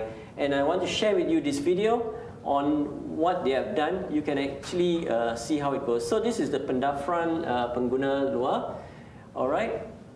So the landing page is where you come here. First of all, you have to log in and register yourself. And once you register, you become a new registrant.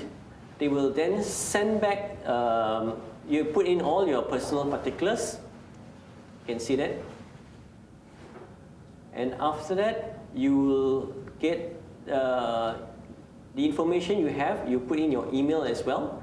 They have a lot of passwords. It's very much encrypted and password protected. It is a very, very good online. It is so easy. Anyone can actually use it. This is something that the industry really, really appreciates. I know I do. I do a lot of permit applications for commercial operators, and I encourage them. I help them a bit, but I also encourage them to do it themselves. And this is something that is very easy. So once you finish, you register, and you got clear Berjaya, pendaftaran Berjaya, then they'll email to you for verification. Once they email the verification to your email, then you verify it, and then you will get officially registered. Then you go back into this, key in your password. They will give you a verification password key. You go into this, and now you can do the application. It's as simple as that. All right. So you log in here, click accept, put in your details, your frasa, your what do you call it, all your key panel words that you want to put in. And once you're in, you are basically good to go. Then you will have to update your information. They'll ask you a little bit more information. Now the information they will ask you is basically on your personal particulars and also your company particulars. So this is the dashboard that you see in front of you. Once you're here, you can actually be in control of the number of permits that you do. It has a payment system, very simple. A lot of people cannot say they don't know how to do this already because it's out there. Please go to this, if you need to email them directly, the information is there. And this video was done by JUPEM. So I highly recommend that you all go to this website. And then just to go in this website, I want to show you a bit of screen grabs here. In the Geo portal, you go to the Pergambaran Permit Udara, and then you can go into your dashboard. From here, you can then apply for your permits. So this is how, this is a list of permits that I've applied before. So I can actually check where I've applied for. And again, for every job that you do, you apply.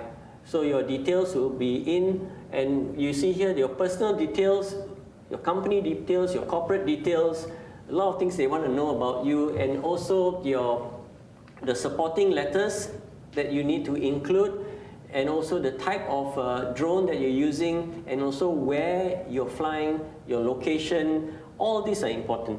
So William, I got a question. Yeah. So because when I see companies applying for this, so are only commercial companies that needs to apply? So what if you are a freelancer? So you don't have a registered company, but you still are doing a mapping job, for example. So do you still need to apply for JUPEM permits? You do.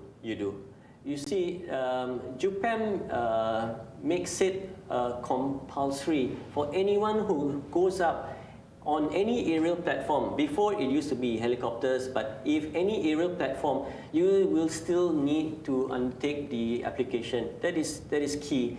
The reason for this is because this is part of the law, and we have to actually follow and comply with it. If you don't do it, then action can be taken against you. At the same time, at the end of the day, when you get the permit, it is when you fly, you have peace of mind to know that you have the permit. And I just want to talk to you about the cost of each permit. Each permit only costs 50 ringgit per day, and JUPEM has been having this for like forever. And it is a very reasonable amount, we feel. However, if you have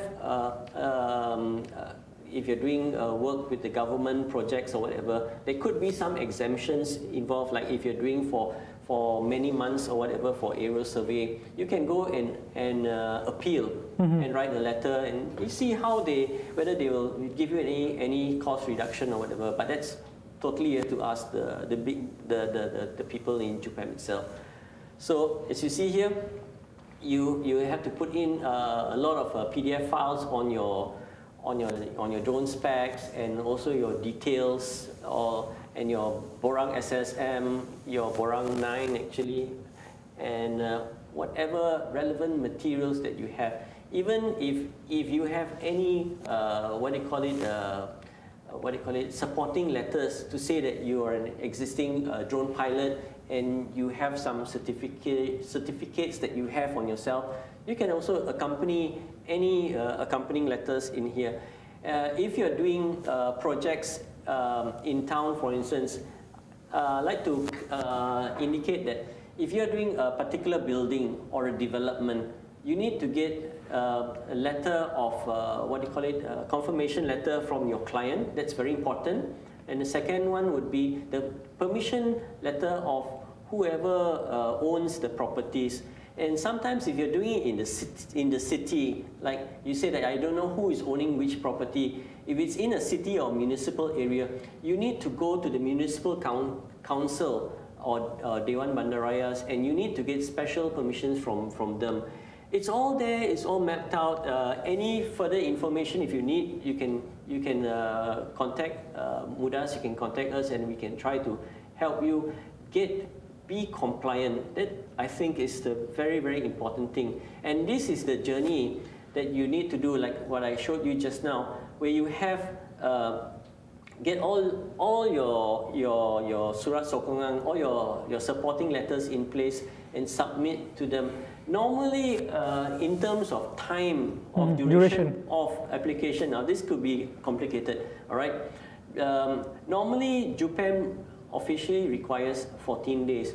But if you compare JUPEM and CAAM, now JUPEM are encouraging you to actually give as much lead time as you can. I know it's difficult, industry is difficult, because sometimes when you got a job, you just want to go and fly. But you got to plan ahead. I keep telling a lot of my fellow drone operator friends, they need, if you can have a minimum of 21 days, that would be ideal. So that is something that we need to understood. And I think when you talk about moving forward in the future, I think the government, the agencies like us, agencies like Futurize, for example, we are actually working together, getting inputs from industry players, and we know that the industry players needs to do the job there and then as fast as we can. But I think for the regulators to be able to come up with systems with newer regulations, they need more data to be able to decide how long or how much system that you need to do. Yes. Eventually we need to work together with the regulators by providing whatever information that we have at this point of time. And I highly believe within the next 12 to 24 months, we'll be having a better system. We'll try to reduce the number of days needs to be taken to get the approval. Absolutely right. The key question right now that all the industry partners talk about is basically how long will it take to do the permit. I can't give a timing. I can only help in the submission, the process and everything. But sometimes when the submission goes in, then they look at the dates and then they come back to us, and then there are things that needs to be updated or changed. So sometimes I get a tempo taman. I also get headaches also sometimes to try to help out some of the operators. Because one thing I understand. I would appeal to the supporting agencies that are doing all the permits, could be CAAM, all the supporting agencies, to really feel for the industry, because they have deadlines to meet, and a lot of times it is difficult because of the timing. And we could be losing a lot of projects that's coming down to Malaysia because it's too difficult to do permits and things like that. So we're trying to address that. I'm trying to help the industry to say that whatever you have, just do it here. Don't take your business outside. Stay in Malaysia, because it's very important, especially FDI. We get a lot of what they call it, movies from Hollywood, like the Crazy Rich Asian. Is it Crazy Rich Asian, that movie? That was done here in Malaysia. And very good for the industry. And we get a lot of China productions, Hong Kong productions coming in as well. There was pre-COVID time. But we need to bring that back, because this is all FDI coming, foreign direct investments that's coming in. And we got to support that. So I would appeal to the agencies to look into the timing. Everything now is done online, so maybe we could hasten the process.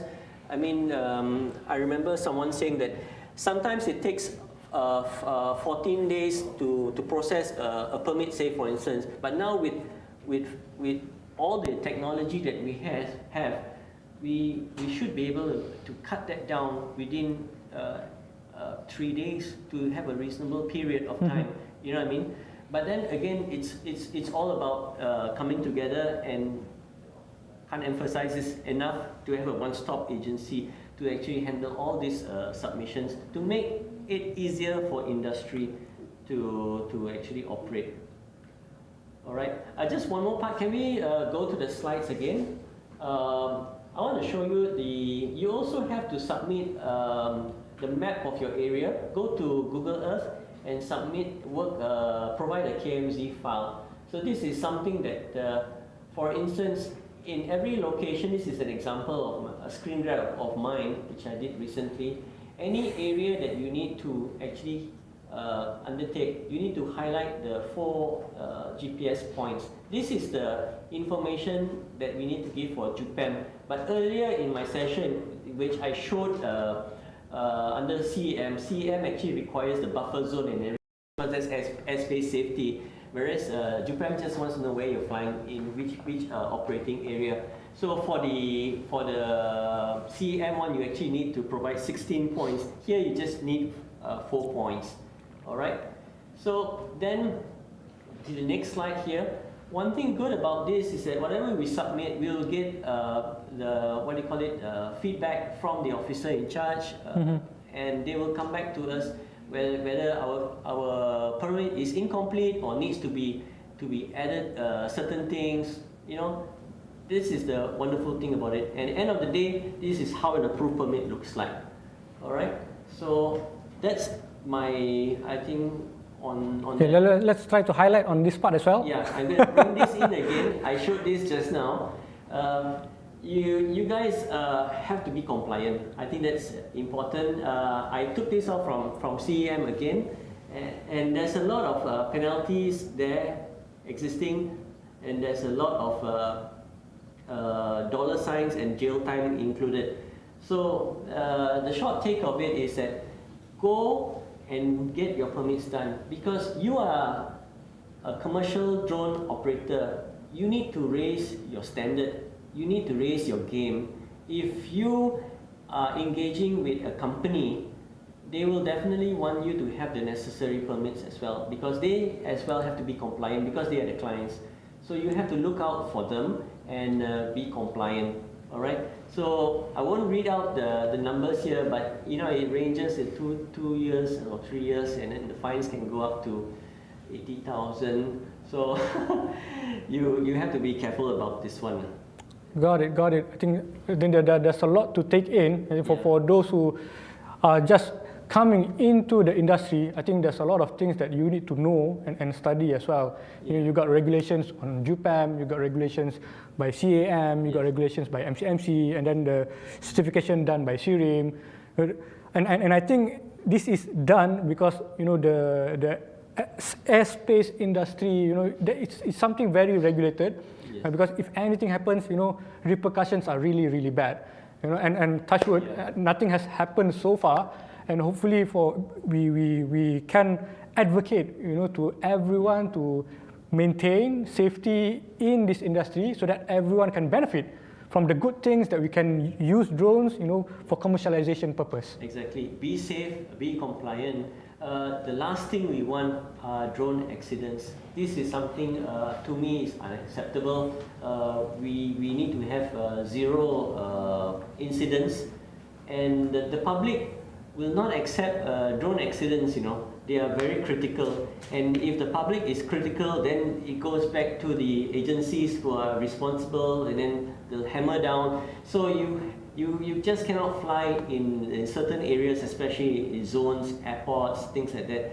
You have to be very, very careful on how you fly. All right, before we go, I got a last question, which a good question from Richard Kerr, asking about, so for example, agriculture drones, you don't have a camera on board. So how does that work? For a good question, Richard. For JUPEM, actually, what they say is that if you have an imaging sensor that's on board your camera, you have to have a JUPEM permit. But if you do not have any imaging sensor, then they actually can exempt you. But right now, like the... Well, what's the practice normally at this point of time? The practice right now, let's put it this way, the new agricultural drones right now, especially the Agras, I think they are fitted in with the sensors now for the cameras. And when I say for JUPEM, it doesn't mean just imaging. It could be on thermal, they consider it as sensors as well. If you're doing LiDAR, all these are actually collecting data, and JUPEM is very, what do you call it, particular. If you're collecting data, you need a permit. Understood. Understood. I think if I can summarize this, yeah. So this drone industry, all these drone tools, applications, so this is still in development. So it is still a new thing, and of course, regulators being regulators, so there are some things that we need to work with them to ensure that the regulators keep up with the technology that's available right now. Yeah. And I think from our side, this is the initial reason why we are doing this the DroneTech initiative, as well as this DroneTech Festival, to actually get all the drone industry players to come together, to help agencies like us, yeah. Agencies like MDEC, Magic, Futurize, and all the regulators as well, yeah. Because we need all your support, all your data, all your information, and from all these recommendations that we get, we will be able to meet up with all these regulators and to recommend to them, what does the industry wants and needs, yeah. And from there, at least, we can justify that this is something important for us to do, and we need to do it fast. Definitely, on that point, just a last word in here. CAAM will be announcing something very soon to actually enlarge on the points that they've given from July. So this is something exciting for us. We are waiting with bated breath, and we hope to see more information in regulatory requirements. And I would just wrap on that, I think. All right. Thank you so much, William. Thank you so much, everyone watching at home. And we'll come back at 2 o'clock to continue our session. We have 3 other sessions, which is a presentation by Technology Park Malaysia, and a sharing session by MDEC as well, and one final panel session together with few panelists after our 2-hour break. So hopefully we can see you guys back. Because of the current pandemic situation, we are bringing you this session live together with us today from STEM for All Makerspace in Daman Mall, USJ. So hopefully after this pandemic is done, you guys can come and visit us here. Because there's a lot of great things ongoing here right now.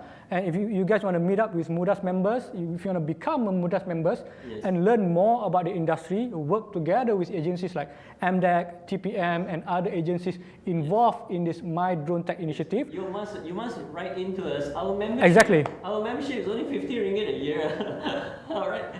We registration 50 ringgit, so it's very, very accessible, and we invite anyone who's interested to be members. Just send us an email, and then we'll reply to you, send you a form.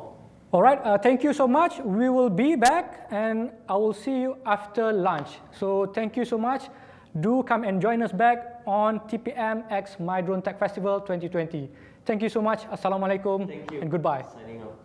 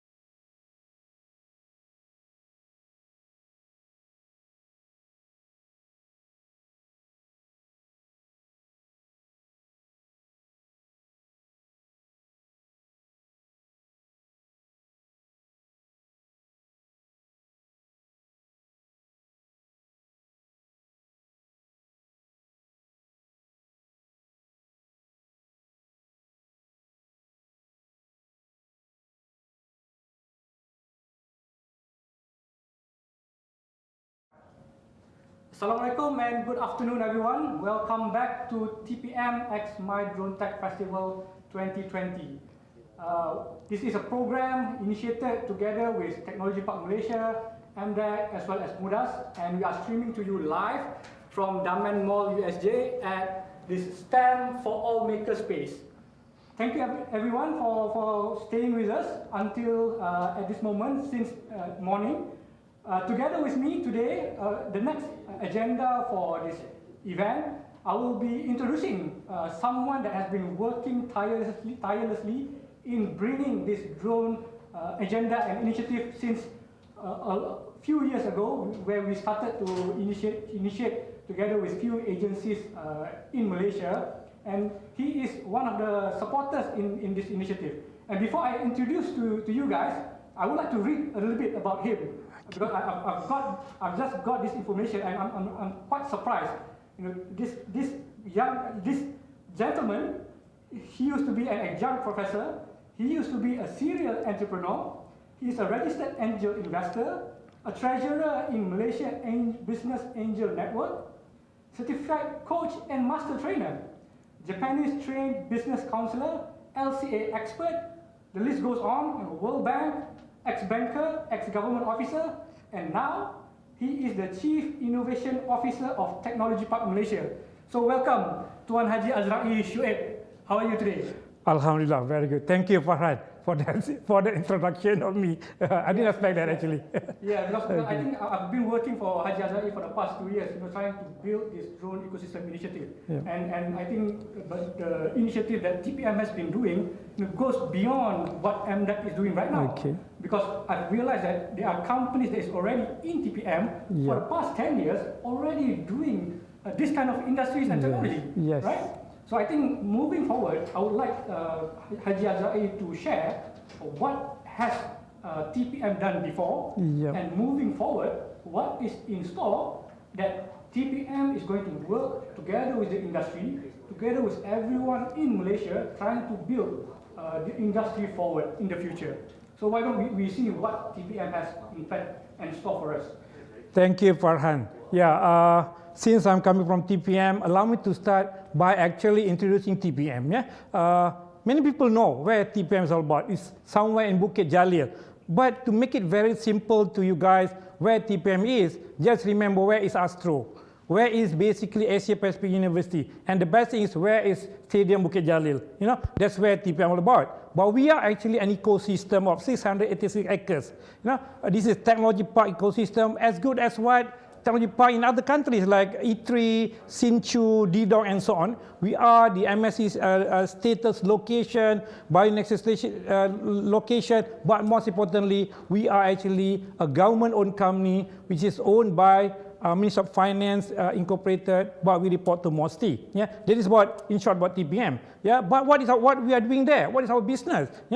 We are actually an ecosystem to provide a place for any technology company, big and small, be it startup, be it incubator, up to a multinational company as big as Iris, as big as Novozymes. They are located in TPM. So we are providing the so-called office space for the technology company to be located. We are providing the infrastructure in terms of equipment and machinery, and most importantly, not only the hard infrastructure, we are also providing the soft infrastructure. Most importantly, the hand-holding part. We are the only fourth generation incubator center that are capable of hand-holding any technology startup right from ideation to commercialization, to go to market. And of course, be in the Technology Park ecosystem, we have all the shared facilities to support you. And in order to support the so-called ministry agenda or initiative, we are now being recognized, or we are being actually earmarked to be upgraded to become the National STP, or the National Science Technology Park, to carry 3 important mandated functions. One is for us to talk, act, behave like the app incubator, for us to nurture and develop the other incubator center in Malaysia. Why? Because we are the only 4th generation incubator center, not what we simply claim, but through the study of World Bank and SME Corp. And we are going to be the actually so-called the leading technology transfer center for us to assist any good technology, especially from the university and RI, to go to market. And most importantly, we are actually the player of quadruple helix, where we have very strong linkages to the community, to the industry, to the fellow technology companies, as well as to the government.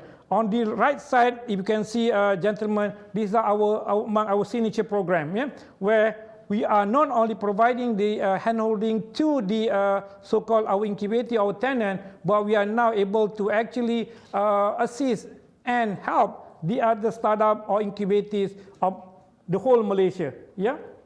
Okay. That is TPM in short.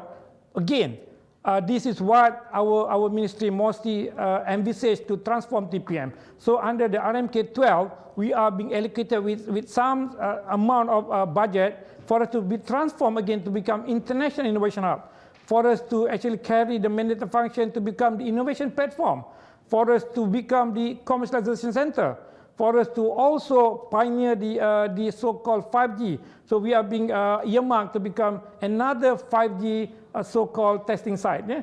And for us to lead or to develop the experimental development kind of thing. We are becoming the so-called test center or test bed for the experimental development, and most importantly, for us to continue to do capacity and capability building, especially for drone industry, for us to come up, for example, the drone pilot certification program. Yeah. Okay. Let me move on to the next one. This is basically to tell the audience that we are among so-called important government technical agency. For example, NTIS. We are the National Co-Secretariat with the other secretary like MAGIC, MIMOS, Futurize, to lead this Penjana program. Yeah? We are the Technical Evaluation Center, we are the Venture Builder, we are the Market and Technology Linker, but most importantly through this National Technology Innovation Sandbox Initiative, we are going to become the sandbox owner and operator. And one of the four that we are going to lead is actually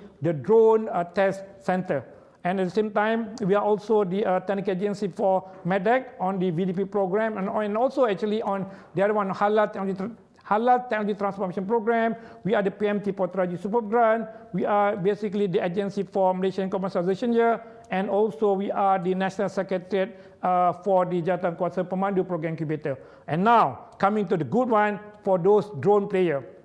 Okay. We have been working very long, especially with Mr. Fazlan here. We are now moving forward to become the drone development zone, and actually what we envisage the so-called ultimately for TPM to become the drone approved flying zone. We are quite glad to inform that we are being actually approved 5 acres of land by our board to become the drone zone. We are in constant consultation with MCMC and the other telcos to make this drone development zone 5G capable, and we have done a lot of validation with the industry player, and quite recently we have actually submitted a paper to CAAM for us to become the so-called drone development zone, and we are currently WIP over in progress in submitting the full so-called proposal based on SORA. Yeah. Okay, this is the area. Out of the 686 acres, we are going to put this drone development zone at the phase 3 with so-called fully so-called done the earthworks for 280 acres. Then we are being now allocated 5 acres to become the drone zone. Okay, this is the area. You can see the coordinate. With land and building ready for any drone player to come in.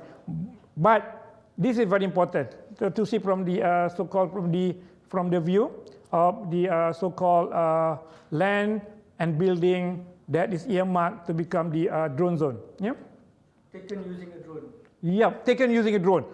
This is actually courtesy by one of our drone company.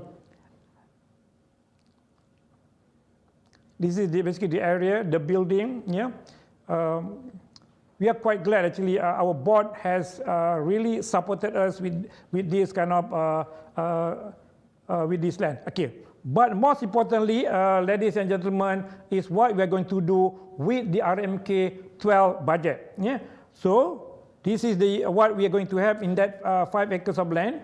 We are going to use the budget given to us to develop the shared facilities. You know, on the left side, bottom is where some of the possible shared facilities.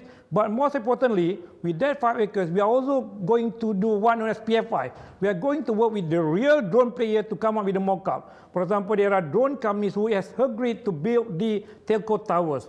There are drone companies who has agreed to build the hangar, the runway. In fact, there are drone companies that has agreed to create entertainment and sports center at this particular area. That is what we envisage to do, Cik Farhan, and we are now calling the drone player all over Malaysia, be it the private sector, be it those from university, please come to TPM, let us co-create, co-develop this drone zone or drone development zone, and let it be one of the best drone innovation hub within our regional so-called center. Okay, this is what we envisage to offer. This is our value proposition to all drone players here. We are going to provide you with the right infrastructure, building, land, shared facility, and so on. We are basically being earmarked to become the NTS sandbox owner and operator. We are going to become the venture builder. You are coming in as it at TRL 4-5. We are going to nurture and develop you to reach the TRL 6 and above for you to commercialize. If you are at TRL 7, we will take you to TRL 8, 9, and we take you to the market. We are becoming your market and technology linker. Yeah, that's what we envisage to do while working with all the drone players. Okay, this is the last one. In order to complete our so-called this year 2020 drone development effort, we are going to have this program, MyDrone League 2020. This is more inculcation of the so-called innovation technology, especially on drone, to the school players, to the student actually. Yeah?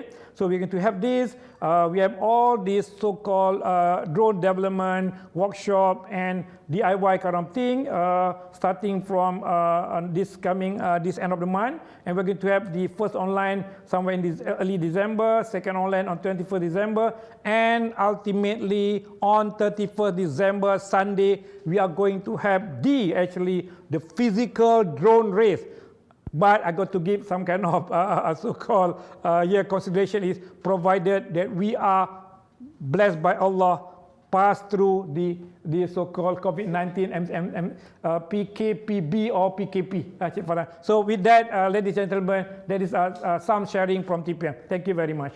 Thank you so much, Haji. I think there's a lot of great things that you guys are building there. And to pick up from your last slide, I think a few months back during PKP, one of our local school students actually entered World Skills that was actually streamed online from Russia. Okay. And this local Malaysian boy won gold in this competition on drone operating. Yeah. And they don't just do drone operation, they also do drone programming.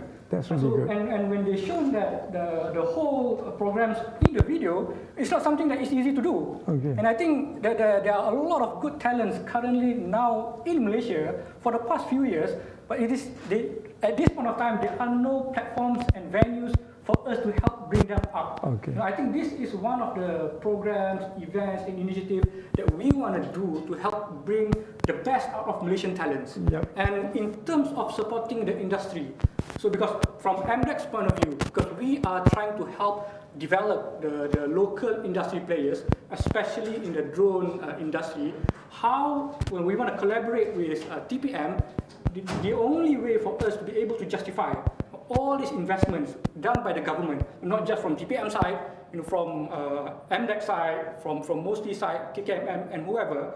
So we need numbers, right? I think one of the reasons why we are doing this DroneTech Fest is trying to advocate, trying to call everyone in the industry to come together. You come to MDEC or you come to TPM because we want to shout out that you guys are in Malaysia. And based on our database right now, there are over 200 companies. But based on the market capitalization done by Drone Industry Insight, the value of market in Malaysia is worth like over $300 million US. So I highly believe that if we are able to optimize, if we are able to lift our local companies to actually achieve value proposition, do specific applications, to go into the industry, this is something that we need to do together. right? So if I were one company, you know, at this point of time, so drones Area 57, when is that going to be ready? Okay. And from now till then, what can we do? Okay. All right. Thank you, Farhan. First, let me echo what you have said. You have rightly mentioned that we have a lot of actually drone players, be it hobbyists, be it students at the university, or even the lecturer or the researchers. Unfortunately, there are some missing dots. For example, connecting the so-called drone R&D expert to the market, connecting them to the funding, connecting them to the infrastructure for them to do testing. Here again, one of the things that TPM can play is because we are becoming the sandbox owner and operator. We can become actually the center where drone could be tested, where we could invite CAAM, JUPEM, or whoever the regulatory to look into your drone development. Yeah, okay, that is very good. That is what we envisage to do, the venture builder part and facilitating them to meet the regulatory requirement. For them to really go to the market. Now, let me go to your question on what are currently happening in TPM and what we envisage. Okay, currently we already have the land. We already have actually companies in TPM that are doing the drone development. So we are not actually putting the infrastructure. We are working with actually, we have start talking to the drone player, and somebody has agreed actually to come up with the mock-up. But we ourselves, we are now actually, we have leveled the land. We are not actually building up the infrastructure. For example, with CAAM kind of preliminary approval, we are going to set up the net so that drone players could come to TPM and can test their so-called their drone that really fly according to the whatever the regulation. And hopefully by January, as usual, when we get our warrant of approval of the RMK12 budget, there will be very, very fast development of preparing the infrastructure, especially to prepare TPM to become the sandbox owner and operator, especially for TPM to become the test bed for the drone player. Understood. Yep. Understood. Yep. I think looking at your plan here, Yeah. so there will be infrastructure build, you have programs, you have venture builders, Yeah. you have market and technology linker.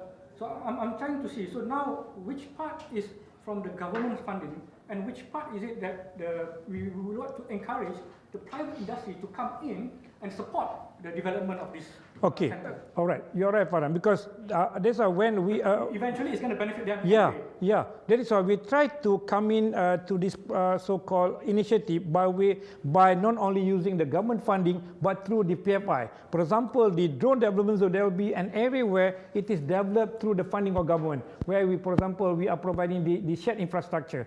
But for the mock-up, mock-up of construction site, mock-up of telco tower. This is where we are now inviting the private drone player to come in. Let's build together this drone development zone so that anyone else could come in to not only you utilize it, you're using it, but we can also get the other drone players to come into this drone development zone that we can co-create, co-develop program, and we let us actually take up this drone services industry to the next level, beyond Malaysia, if possible. Yeah. Exactly, exactly. Let's build together. That is my CEO Puan Surina mantra. Let's build together this industry that we are in right now. And since today we are talking about building together this drone ecosystem initiative, I think we need to work together. The industry, the government agencies, the regulators, the community, because eventually we want to realize the actual potential of the market in Malaysia to become the regional champion. Yep. And I think by having an area like Drone 57, I think it will become a hub. It will create that visibility. Yes. But I think I want to know also because I know that there are certain universities out there that has already certain equipment facilities. Yeah. Now, how can they come into this equation? All right. As you can see, there are part of the thing that we have actually mapping now. For example, there are universities that already having the wind tunnel kind of facilities. There are universities that having some kind of drone development through their so-called specific engineering faculty. So by mapping what available, for example, at the current public or private university, for example, once we know what is there already available in UITM, in JUPEM, and UIA. Then we could actually co-create, co-develop together with them. It means that all the drone players will come to TPM, and TPM will facilitate them to get whatever the so-called infrastructure required at the other supporting university and RI. Yeah? Okay. This is very important because we don't want the drone player being stuck or being hindered from progressing because they don't have infrastructure. Infrastructure is not cheap. And for government to have all the infrastructure at one location, that will be another big investment. So we don't want to do that. So we don't want to basically create another facilities, but not going to be used. Not going to be used ultimately, not optimization, we say. Yes. So let us work together. Let TPM become the lead, to become the connector. We try to connect the dot. What is there available in UIA? What is there available in UPM? Then we get all the drone players. Because what very important is that some of the drone players doesn't know, maybe there are very good technology and very good expertise from the university. And this is the one. This is the one we need. Personally as well. Yes, yes. This is the missing element that TPM, being the government agency, being an agency under MOSTI, we could play that role. Yes, yes. I think this is something that I'm really proud to be a part of, and I think moving forward in the future, this is it. People will look back 5 years from now. This is what we've done. This is our legacy in trying to push an industry which has a huge potential in Malaysia. But where does it start? This is it. So I'm trying to get everyone, get in touch with us, get in touch with TPM, get in touch with MDEC, and anyone in the ecosystem to be part of this equation. Because we need to build this together, as you said, and by having a group of similar industry that has similar interests, I think we can really make our local industry players to not just conquer the Malaysian market, fully capitalize on the Malaysian market, but going regional as well. Because based on the data that we have received, aside from Singapore, Indonesia, Thailand, there are countries out there, for example, Myanmar, Vietnam, where some of our local companies actually has the potential at this point of time to go there and do their services already. So this is where agencies like us, we will be able to connect them to a market access agency at those countries there, right? So I think for today's session, if you want to be a part of this program, get in touch with us, come together, contact us, and build. Let's build this industry together. I think that's all the time we have. Thank you so much, Tuan Haji Azrahi. Allow me to just say one, but this is for the benefit of the so-called drone player. Okay. One is basically, let's work with TPM because we are one of the national secretary for NTIS. So it's very important. Drone are among within the not to say highly, regulated industry. So let us assist you to facilitate you for getting whatever the required regulatory approval through the NTIS platform. Okay, one thing. Secondly, we can also become the connector for the market linkages because we are also actually a technical agency run for MOSTI, a program known early adopters and open innomat. And this is where we are doing the so-called technology and market linkages for your good technology. That's where we can play a role because ultimately the end game is for you to go to market, for you to make business cases. So don't make it stop here. Let's see beyond Malaysia potentially because we don't want anymore that we are left behind by other fellow ASEAN economies in terms of certain industry. But to benefit of all, we should be proud that we are producing actually a leading drone companies in the world. Exactly. I believe 1 or 2 is already coming from Malaysia. So there will be a so-called thing to ponder that lets us develop Malaysia as one of the leading drone service provider in our region. Exactly. Thank you so much. Before we go, there's this one question that I think I want to ask as well from the audience. So Mr. Muhaizam asking, does number 57 means anything? Oh, okay, all right. Okay, this is something that when we ponder about the name, something that we learned from what happening in US. There are one drone center in drone 51. This is Highway 51. Okay. So we try to copycat that and put one number. So what number shall we put? So we turn over a couple of numbers, 63, 57, and so on. And finally we realized 57 is there where we are Merdeka. So let us Merdeka by having a Merdeka place for drone. So we get drone 57 as our gimmick to really get people to know drone 57 is basically the location that to become what highly sought after location for drone development. Yeah. Yes. Yeah. I think we can really do that. Because when we had engagement with companies in TPM, outside of TPM, for example, Terra Drone. Yeah. One of the biggest company in the world at this point of time is now set up a Terra Drone Malaysia in TPM. Yes. So we are glad to have Terra Drone in TPM. So it shows, it shows that Malaysia has that potential. Yes. Malaysia has that market. Because the clients are ready, but it's how we can work together in trying to get more clients out there to adopt digitalization using drones as a start.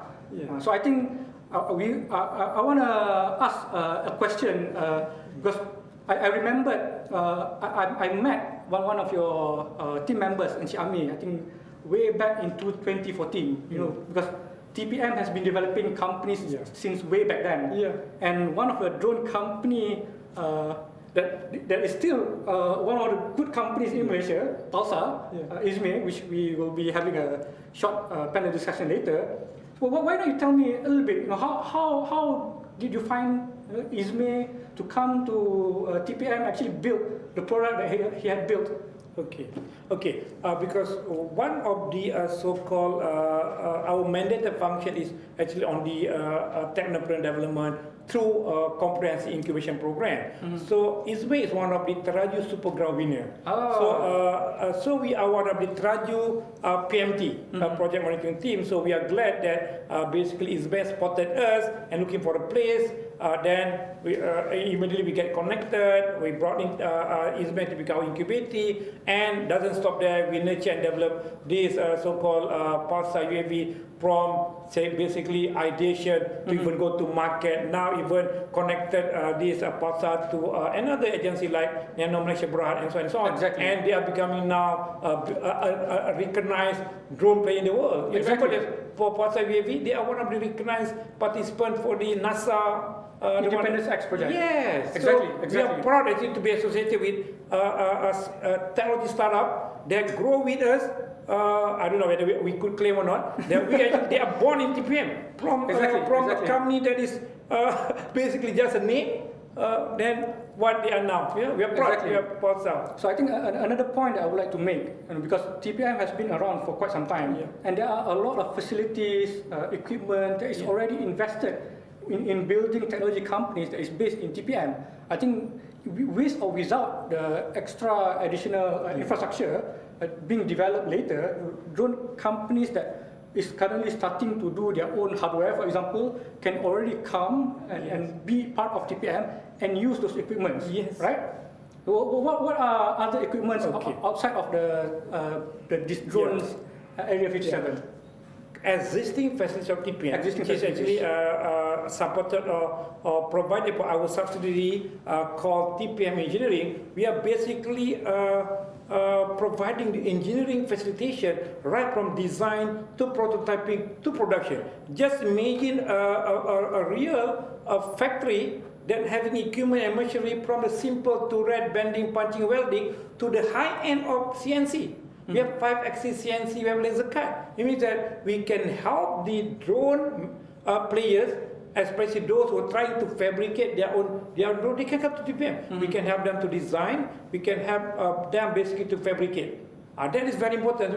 It will basically help you with all the developmental costs. That is why we are trying to tell the drone player now, please come to TPM. Let us try to assist you. Your drone development from design to prototyping to production, and not to forget the last one, which is for the testing before you go to market, because we can connect you to the regulatory so-called for the approval. Yeah. Understood. I think when I went to TPM and we had this roundtable discussion, I think early of this year, right? Yeah. So when we were in the same room, because this drone industry is not something new. Yeah. So it has been going on for the past 10, 15, or even 20 years. Yes. And universities, R&D, research companies have been doing research in this area for the longest time. Yeah. But what we lack at this point of time is the togetherness, is the integration of all this information, of all these research people, companies, which is why I think at this point of time, showing the spirit of not doing things in silo anymore. So this is the integration, this is the collaboration, yes. Starting with agencies like MDEC, TPM, Futurize, yes. Magic. So everyone comes together as an agency trying to help build this one specific industry, and in turn, we would like the industry, the universities, the research entities, the students, the lecturers, the enthusiasts, you come to us. Because this is the time, if you come to us, we become integrated so that people know that this industry consists of a whole ecosystem. Yes. Not just a test bed with no people in it. Yep. Not just a research university, but no commercialization. And the drone companies, they have the product, they have the services, they have the expertise, but they don't know where to go. And some of them, they have been doing services all this while in Malaysia. How can we help them go abroad? So I think because of this integration, collaboration between agencies that we are doing right now, I think we are able to take our companies, our ecosystem players to go further, and literally fly higher. Okay. All right? Okay. All right, Farhan. Let me just echo you on two things. One is basically the benefit of working with TPM, because we are a government agency. So we have all the connectivity to the other ecosystem in that quadruple helix equation. So it means that we can connect you to the government agencies, be it funding agency, be it regulatory. We can connect you to CAAM. We can also connect you to the funding agency like Cradle, MDV, Debt Ventures, and so on. Okay, and at the same time, being the government agency, we are actually representing government. For example, I can give you two examples. We are a member of the so-called Technology Park Association in the world. We are, the best thing is that we are a member of ASEAN Business Incubator Network, and we have 34 MOU with the other fellow tech park incubator center that we are also the signatory for ASEAN Co-Incubation Initiative. It means that we can take any technology company to this ASEAN economies, recommend them. And through very strong facilitation, because we are passing a better kind of concept. We go to Vietnam, we pass you to Saigon Tech Park. We go to Indonesia, we pass you to Bandung Tech Park. So facilitated for business matching, facilitated for any market access kind of program in that particular targeted country. So this is something missing if we were to work alone. Exactly.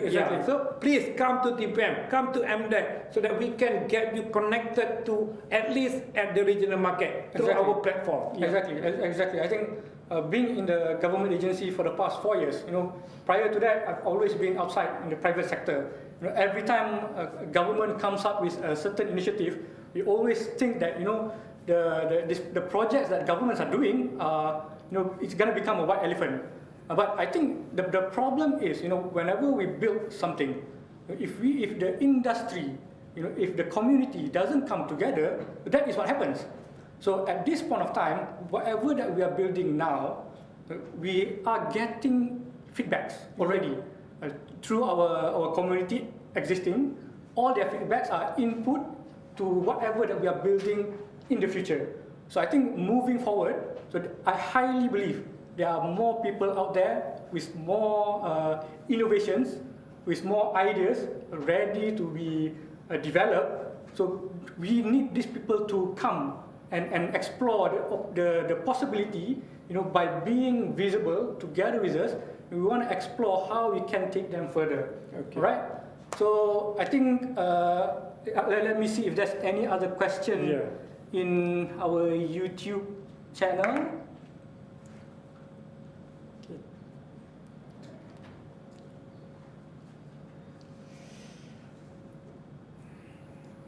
Okay, I think before we end, I would like to ask you. So, knowing that TPM has a huge coverage area, right?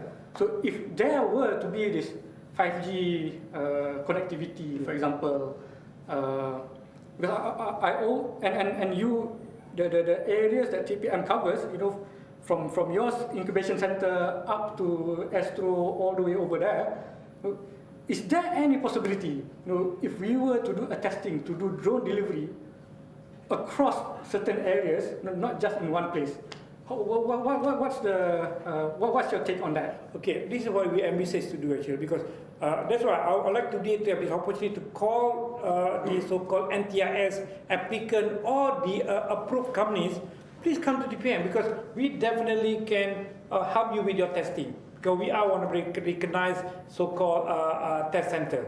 Okay, and the other thing, understanding the 5G kind of thing, there's not many area or location will be gazetted as 5G demonstration site, as we are aware, Langkawi and Setem. And TPM going to be, hopefully, God's willing, will become the other 5G testing site. It means that not only your drone could actually be tested and fly using whatever the technology, but now you can even embark into the 5G to test your drone, whatever, even the one that you say delivery kind of thing. So again, anything now on drone, please come to TPM. Let us facilitate you. All right. Thank you so much, Haji Zai. I think that's all the time we have. And for your information, we will share with you the link into TPM's website. So if you have any further inquiries, our team members will put a link there, and you can get engaged with TPM directly, or you can get in touch with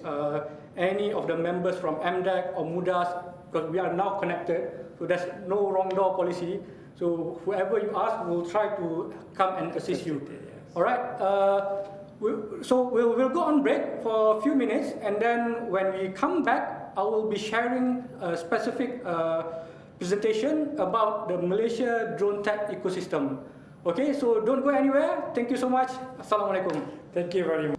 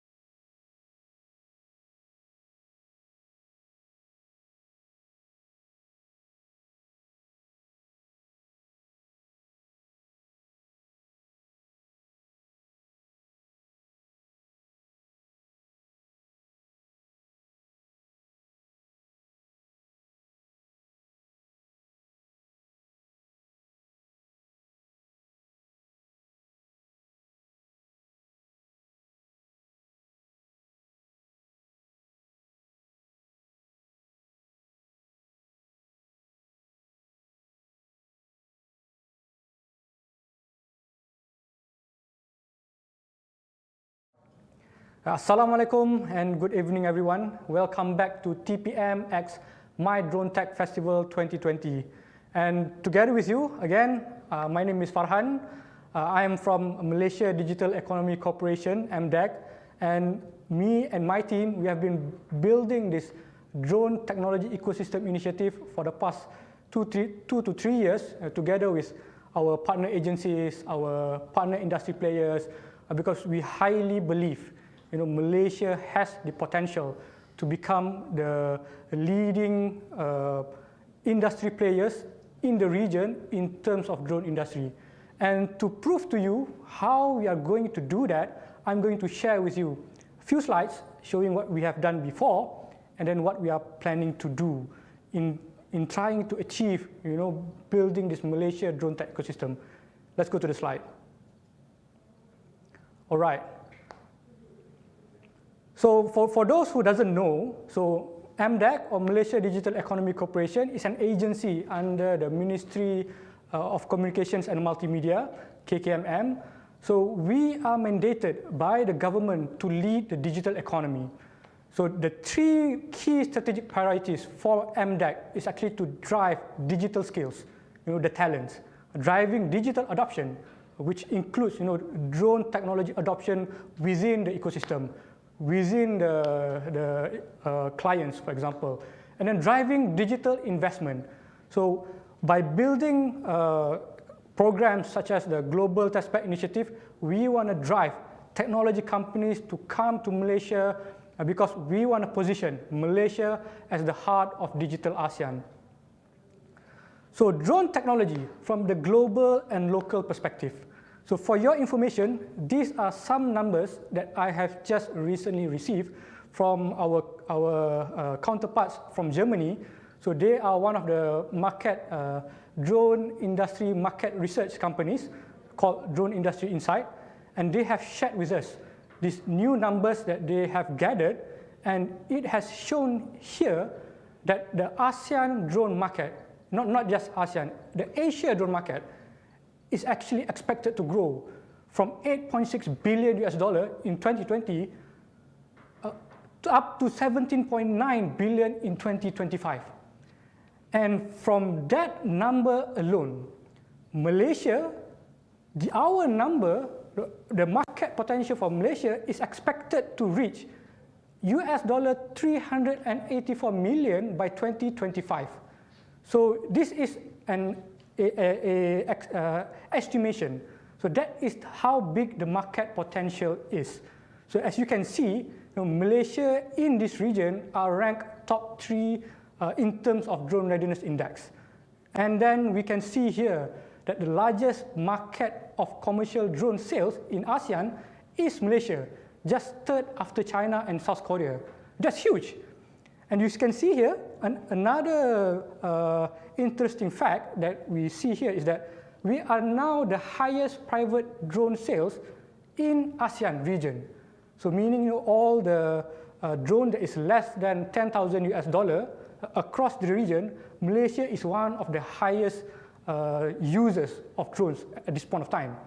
And if we are able to work together, the industry, the ecosystem, what we want to achieve is to get Malaysia using drone industry to contribute to the economic growth, create job opportunities, and increase digital adoption across industry sectors. And to make it even better, we got top 2 drone services companies in the world now in Malaysia, Aerodyne and also TerraDrone Malaysia.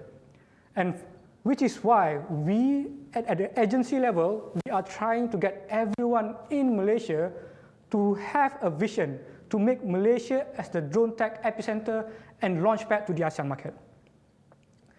So overall, we are doing this since 2018. We started back way in 30th November 2018. So there were only a few of us industry players back then. But even at that point of time, we realized this is a market and untapped potential that we really need to push up. And true enough, 2 years down the road, we signed agreement with WEF, for example, to collaborate in bringing our local drone industry at the global level. And we've got collaboration together with MAGIC, with the regulators such as CAAM, support by the Ministry of Science and Technology, by the development of this NTIS that also supports the development of drone as one of the focus area. So a lot more is going to happen in the future. So we would like to work together with everyone who is interested to build this industry together. Okay, so way back in 2019, this is how the world looks at us. So you can see that in the whole of ASEAN region, there are only 4 entities recognized by Drone Industry Insights as drone services or products or companies. In 2020, this is how it looks like. So we want to be able to get more of our drone companies in our ecosystem so that we would be able to highlight the companies, the universities, the R&D companies, everyone in the ecosystem, up not just to the regional level, but globally as well.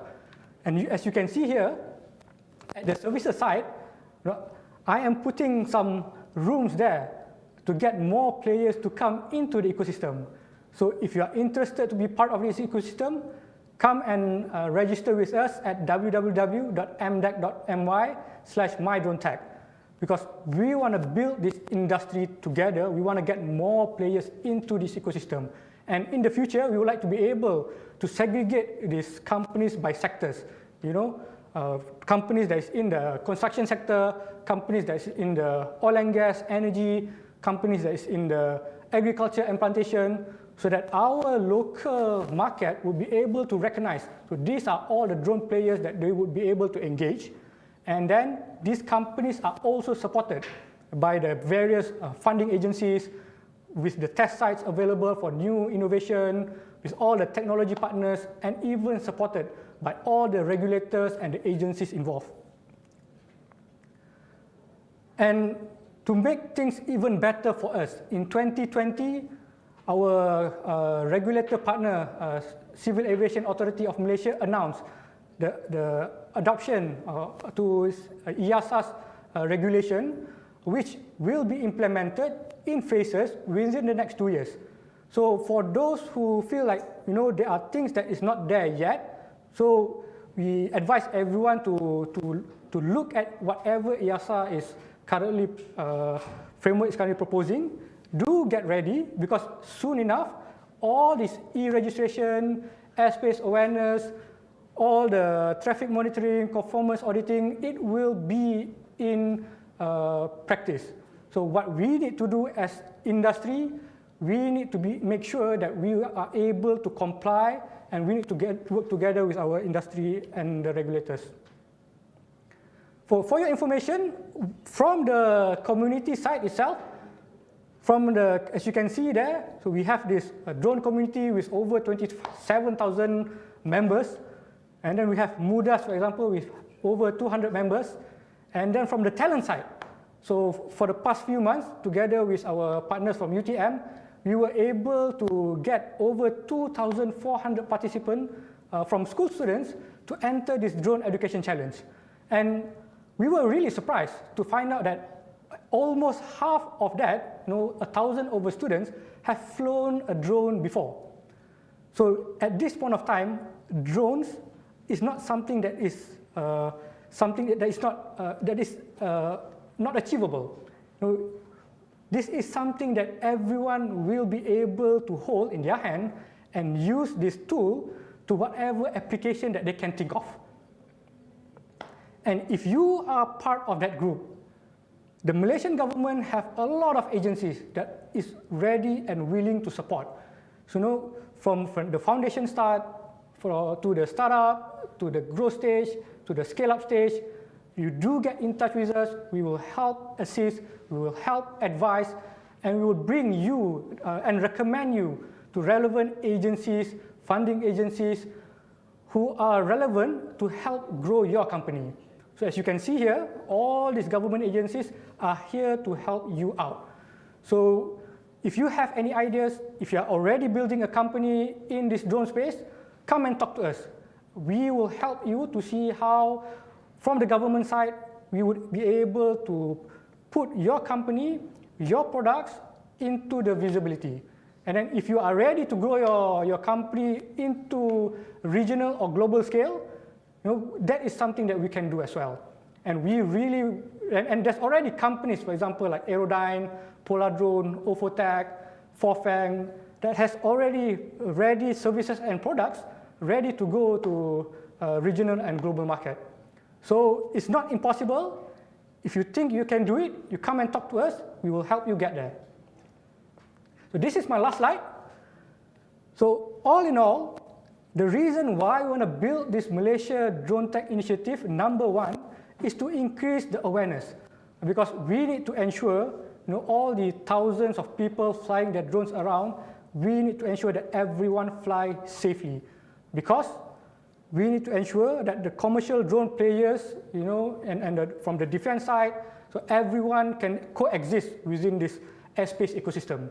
And number two, we want to increase the adoption of drone technology, which is a part of IR 4.0 technology.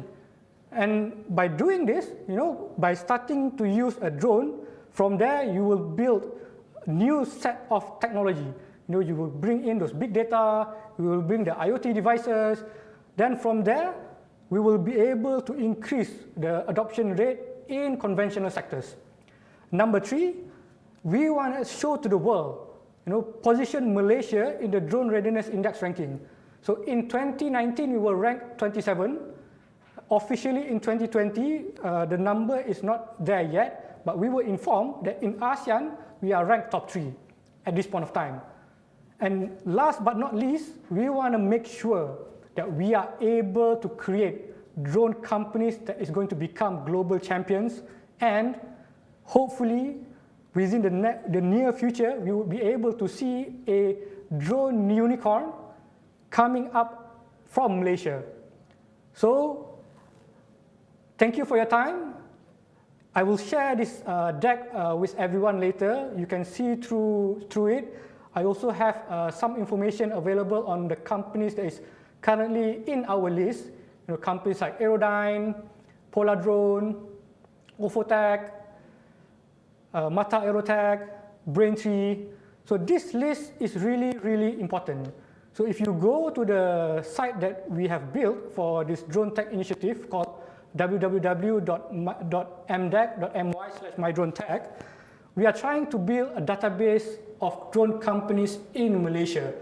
By being able, if you guys help us to build this list, we will be able to help you guys be visible in terms of giving you market access, not just locally, but regionally. So help us to help you, and let's build together to grow this drone ecosystem together. So that's all from me in this sharing session. Do stay in touch. We have one last panel session for our TPM x MYDroneTech Festival. We will be back in a few minutes. We will see you guys later. Thank you.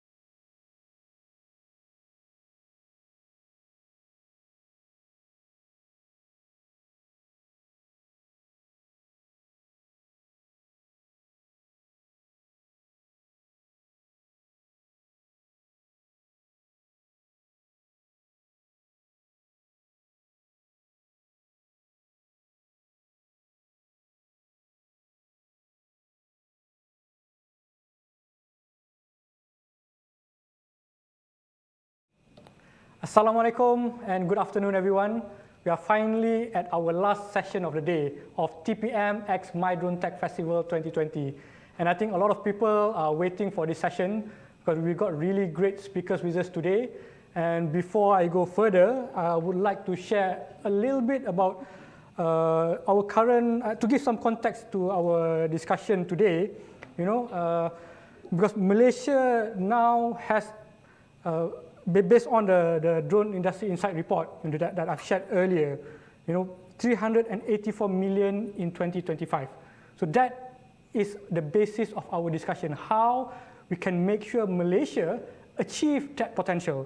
And together with us, in this discussion topic, building DroneTech ecosystem in Malaysia, I have Ismail Yamin, CEO and CTO of Pulsar UAV Sdn Bhd. Ismail, how are you? Oh, hi, Farhan. Thank you. Good, good. Haven't seen you face to face for a long time. Yeah, we should catch up. Yeah, and we also have Izwan Zainal Abidin, the Managing Director and CEO of Terra Drone Technology Malaysia Sdn Bhd. How are you, Izwan?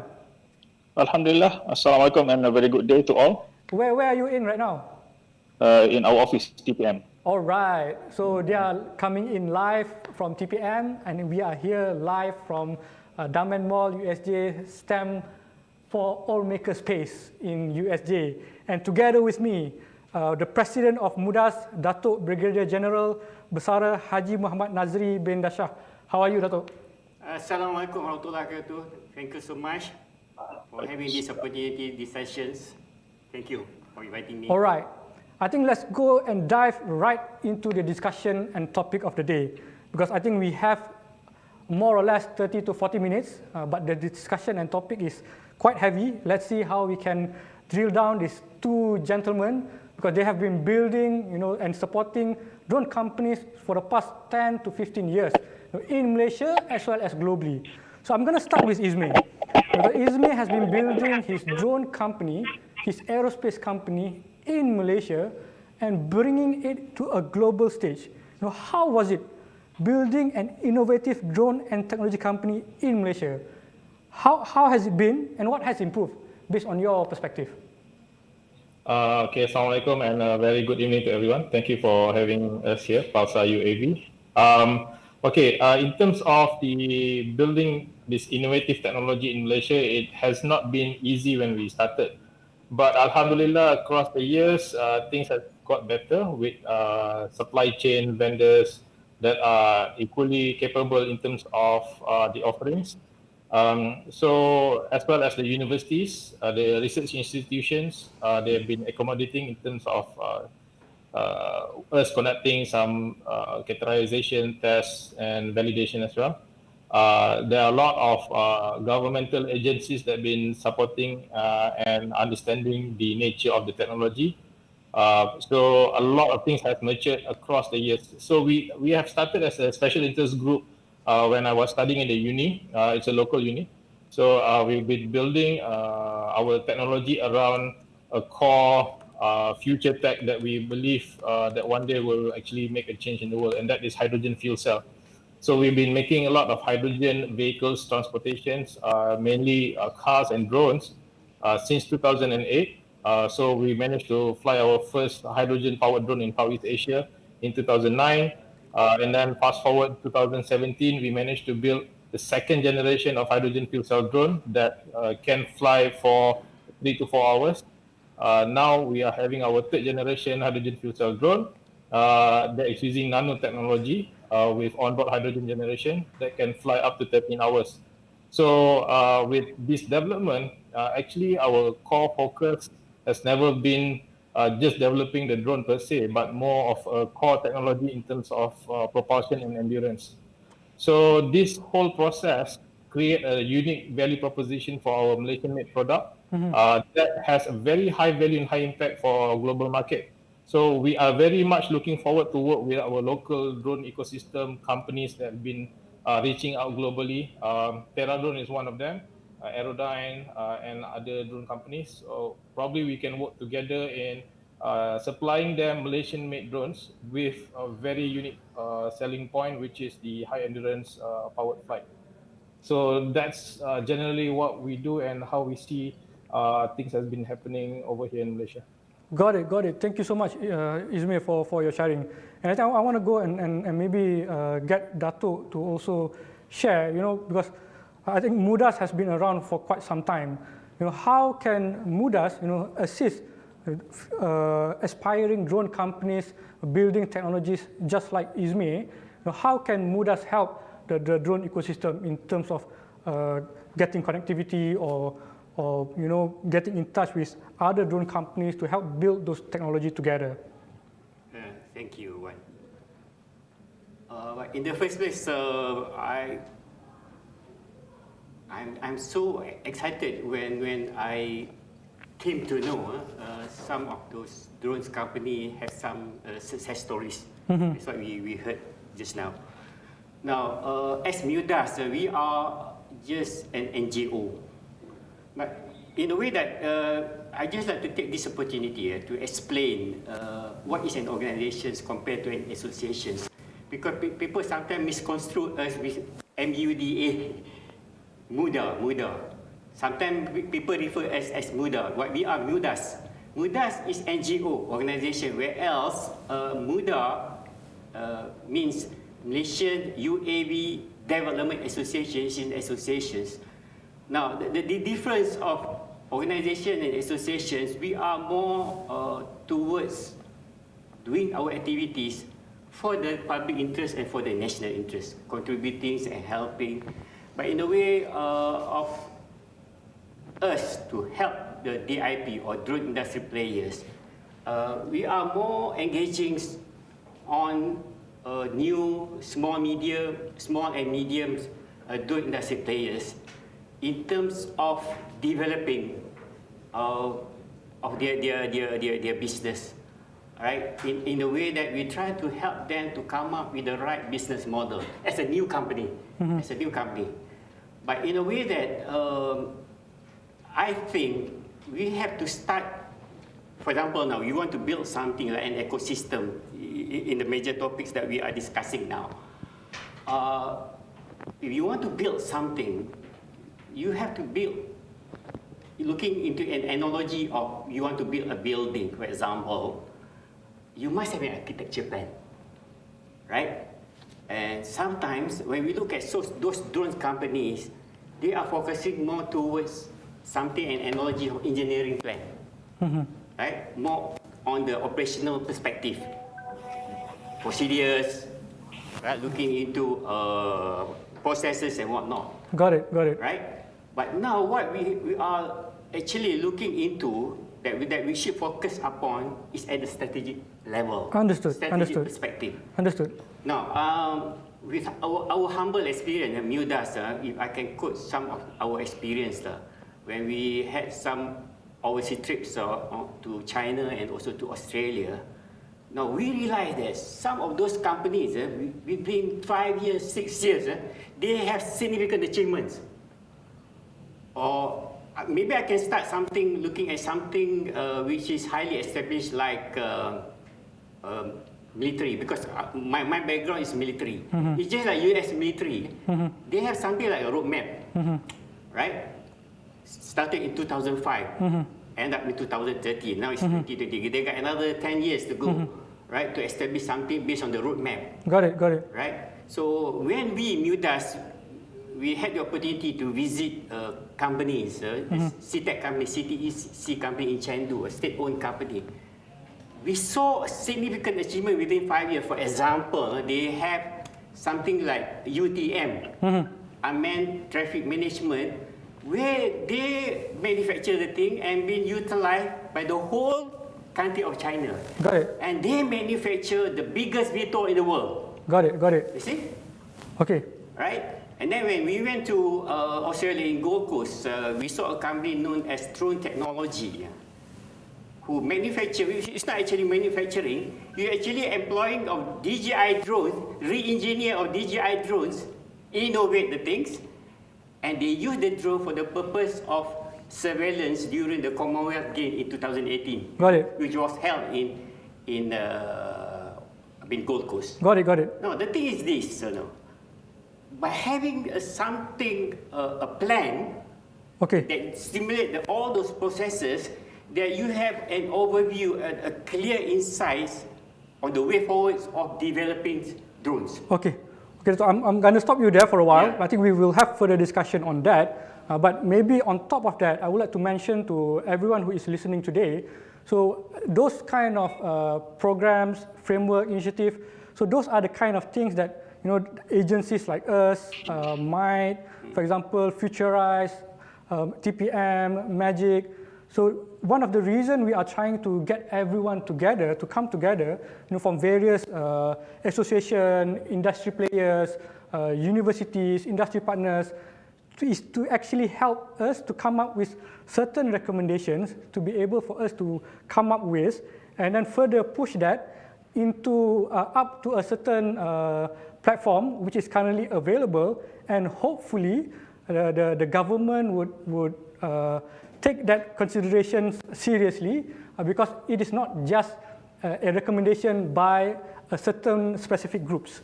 So this recommendation would be something that is recommended by everyone in the ecosystem, and then validated by them before we push that paper forward. And I want to go to Izwan. So because I want to test and see whatever that we're building here, to see if this actually meets international standard. Because Izwan have been traveling all over the world and doing business in terms of drone technology and a lot of other things. And when you build and bring TerraDrone as a partner in Malaysia, what is your plan, and how do you think you want to add value to the ecosystem and get them to think global? This one? Yeah, thank you, Farhan, for the floor. First of all, before I go into the question that you asked just now, I would like to actually register our appreciation from TerraDrone Group to TPM and MDEC for having us here today. So I believe this is the second program that we are having together. The first program being the TerraDrone Tech Day back in September 9th this year, 09/09/2020. So thank you very much for TPM and MDEC for becoming our strategic partner and also co-organizers for that event. I believe it went successful. It was a success, and we managed to bring, to impart lots of knowledge about drones and our technology that we have globally, and introduce that to the client here in Malaysia. So going back to your question, Farhan, in terms of the global experience and so on, Alhamdulillah, on a personal note, before I go on the professional note, for the last 20 years of employment, I have the privilege of involving in drone and AI for the last 3 years under 3 different companies. So 2 of them are well-known companies, one of them here in Malaysia with offices all over the world, and also another company was in Singapore, and I had the privilege to work with them as well before I incorporated another company related to AI. So TerraDrone Technology Malaysia Sdn Bhd is the newest, and I can say the smallest drone company when it comes to enterprise level in Malaysia. We are the smallest and the newest. Reason being, I'm saying that because we just being incorporated this year on 24th February 2020. The majority shareholder belongs to the TerraDrone Corporation of Japan, while the remaining shareholders are under my own personal capacity. So in terms of the last 3 years that I've been in the ecosystem of drones, mainly in Europe, I was there for almost 1 year, and also recently here in Malaysia, in Europe for 1 year, and then in Singapore for almost 6 months, and now here in Malaysia. So actually, I know more about EASA and also the European standard. So coming back to your question, in terms of the global or what we have here, is it suitable and also ready to go global? To be honest, we here in Malaysia, we have the capability to go further. For example, when I brought in TerraDrone here into Malaysia, my main objectives was only 2. First, to bring the TerraDrone global technology here to Malaysia, because when I explore on their capabilities, I found out that they have lots of technology that are not available here yet in Malaysia. We are in 15 countries. We have 15 physical offices worldwide, be it in manufacturing, software houses, or even drone service provider. But in terms of penetration, we have businesses in almost 60 countries globally. So my main idea initially was to bring their technology, the TerraDrone's technology, to Malaysia and promote it here to the clients and so on. And the second objective of TerraDrone Malaysia is actually to collaborate rather than compete with all the drone players, DSP, government agencies and so on, because being 60% owned by foreigners, by TerraDrone Corporation of Japan, we are by virtue are known as a foreign company. It's not really local company, although we are Sandiang Berhad. So the main idea initially was to bring the technologies, global technology here to Malaysia. But for the last 6 months, especially during the TerraDrone Tech Day, when I met with lots of the drone players here in Malaysia, we found out that there are lots of technologies that are very what we call market ready from Malaysian companies to be promoted outside. Great. So for example, our friend here, Mr. Ismail from Pulsar, they are doing extensively on the hydrogen, where we believe is also a good market also, or there are potential for future usability in the market. So of course, there are a few other companies that we found out very interesting, and in fact, we are in talk with some of them to bring their technology, the Malaysian-made technologies, globally through our sisters company in another 14 countries. So we are in talk with some of them. Even we have signed NDA and MOU with a few of them in promoting their technology. So in terms of this collaboration, this is also where we are sticking true to our philosophy of collaboration, whereby if there are already technology available here in Malaysia, TerraDrone Technology Malaysia does not want to actually recreate the wheel. We just would like to collaborate and work together and use the technology available or even promote it outside, as I mentioned just now. So yeah, in a nutshell, I believe there are certain technologies, drone technologies, be it hardware or software, here in Malaysia, developed and also deployed by our own Malaysian, that are already available and ready to be promoted globally. Great. Well, thank you so much, Izwan, for the sharing. And I think I want to go directly to Ismail. Trying to build, because as Izwan said, you've got really good products. You got this hydrogen third generation. So RMK12, is coming up next year. I know that a lot of other agencies such as Nano Malaysia is supporting you. Yeah, okay. Yeah. So I would like to know. So if the government is asking for recommendations for industry players such as yourself, for the next 5 years, 2021 to 2025, to take your specific product further, what kind of intervention, what kind of incentives do you think the government should put in place, be it programs or policy, to help industry players like you scale up your current technology, and be able to sell this globally? What's your take on that? Okay, I just want to thank Izwan also for pointing out about our company as a potential that we can work together. And also, thanks for the comments. In terms of my view on this, I know that MYDA and MITI, they have been supporting the aerospace industry, but mainly through the MRO, maintenance, repair and overhaul sectors. If they could look similar model into manufacturing, but not so much of a aviation manufacturing, but more of a drone manufacturing, similar model, where there's tax incentive on drone manufacturing and development. Because drone is a bit broad in terms of technologies, because you have things from software, hardware, firmware, materials, power systems, and so on. It's an entire ecosystem, even though it's a small product per se, but the ecosystem is far much larger than the commercial airlines in terms of the small components. So if we can work together, I think there's one sub-agency under BT, which is NICO. Probably they can start looking into getting drone as a serious partner or serious sector within the National Aerospace Blueprint, alongside with the coexisting industry of MRO. So if they can look into that, that would be great. Within these 5 years, I think RMK 12, they are looking into 1 billion investment in aerospace, but hopefully it's been spread out into drones as well, instead of just MRO alone. Got it. That would actually spur a lot of industries, because the drone technology can also spill over to other sectors like agriculture, fertilizations, fisheries, national security, surveillance, and so on.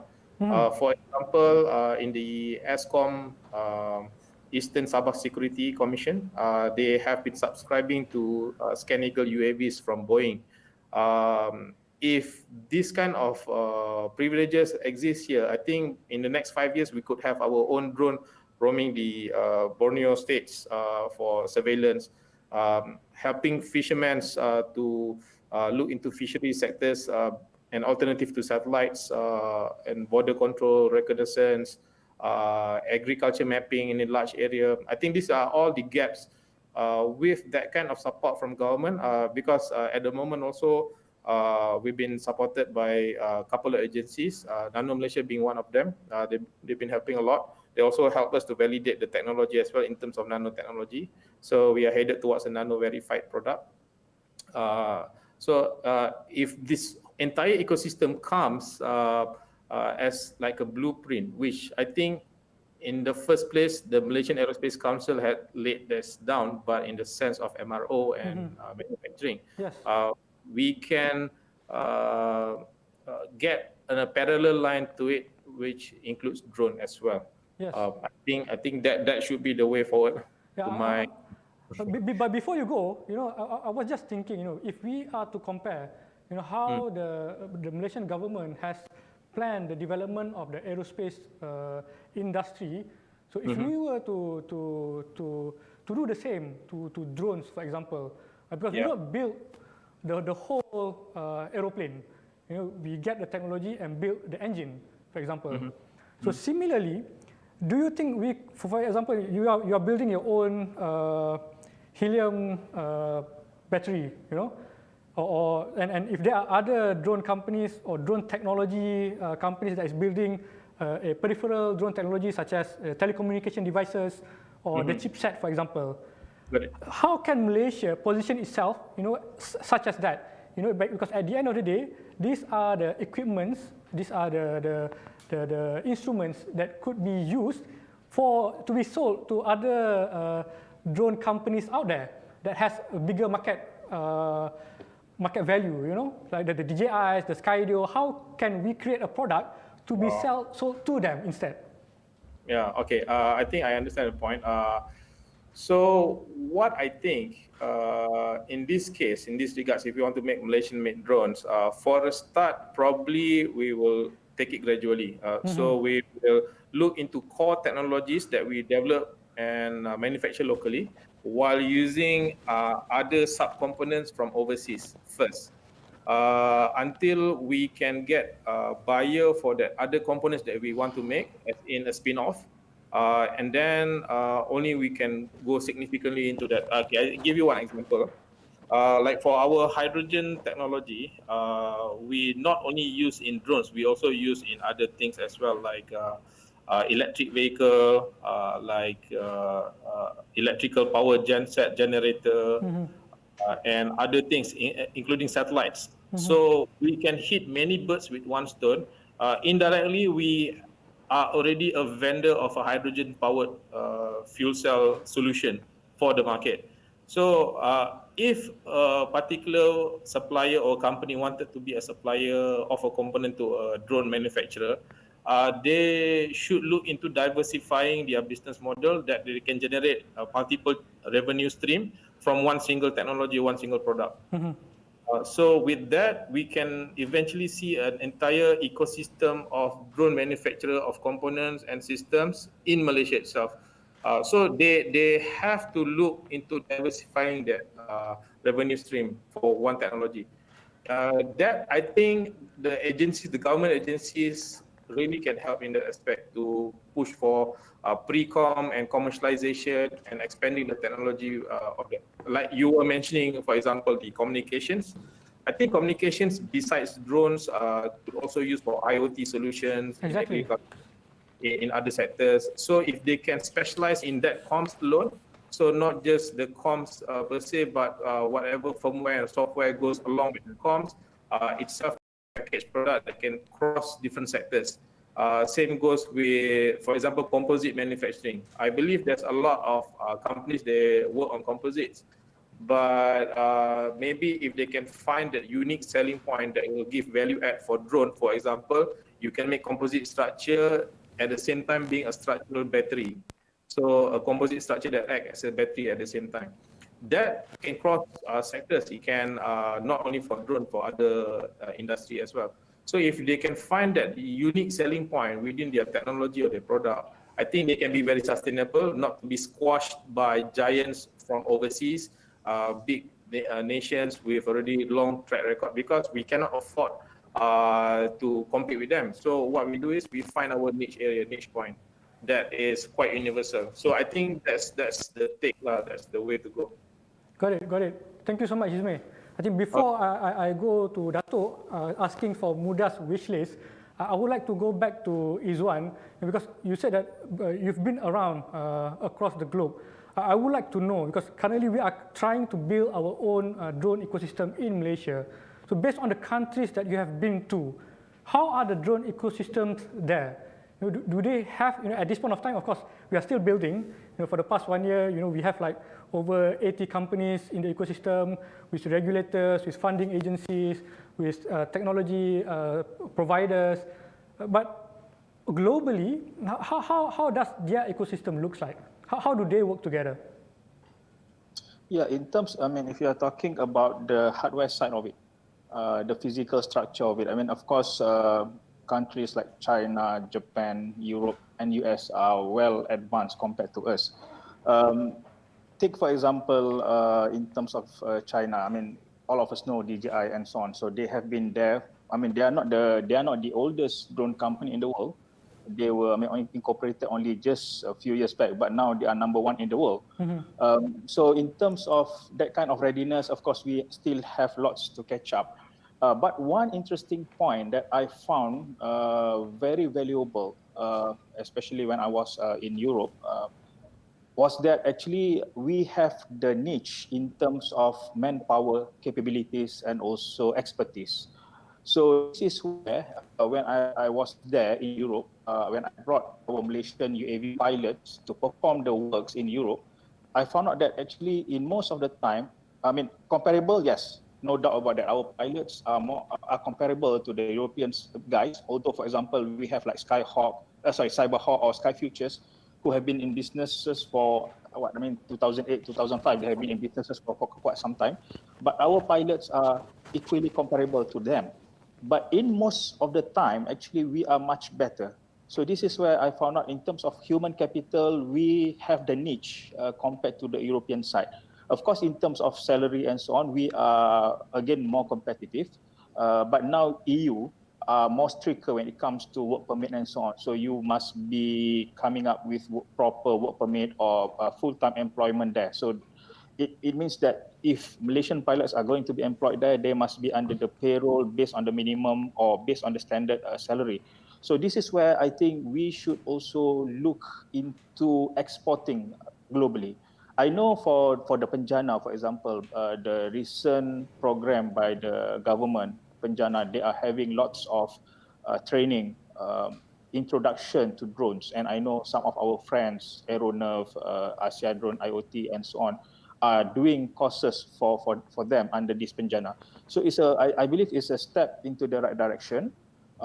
We can start grooming new pilots for export. Of course, we also have lots of seasoned pilots, experienced pilots who are already there. And this is where actually we have better strength compared to other countries. But the downside of it, I'm not trying to pinpoint and pick fingers to anybody. I'll take example, I'm talking about from the Terra drone point of view. So TerraDrone, we are in 15 countries, as I mentioned before. We are #1 in the world, but it doesn't really matter because for us, the ranking can change anytime. But in terms of footprint in Asia or even in the world, Malaysia is the latest or the newest office, and we are the smallest. But TerraDrone saw the potential. Although we are small, comparable to Indonesia, which we also have 2 offices there.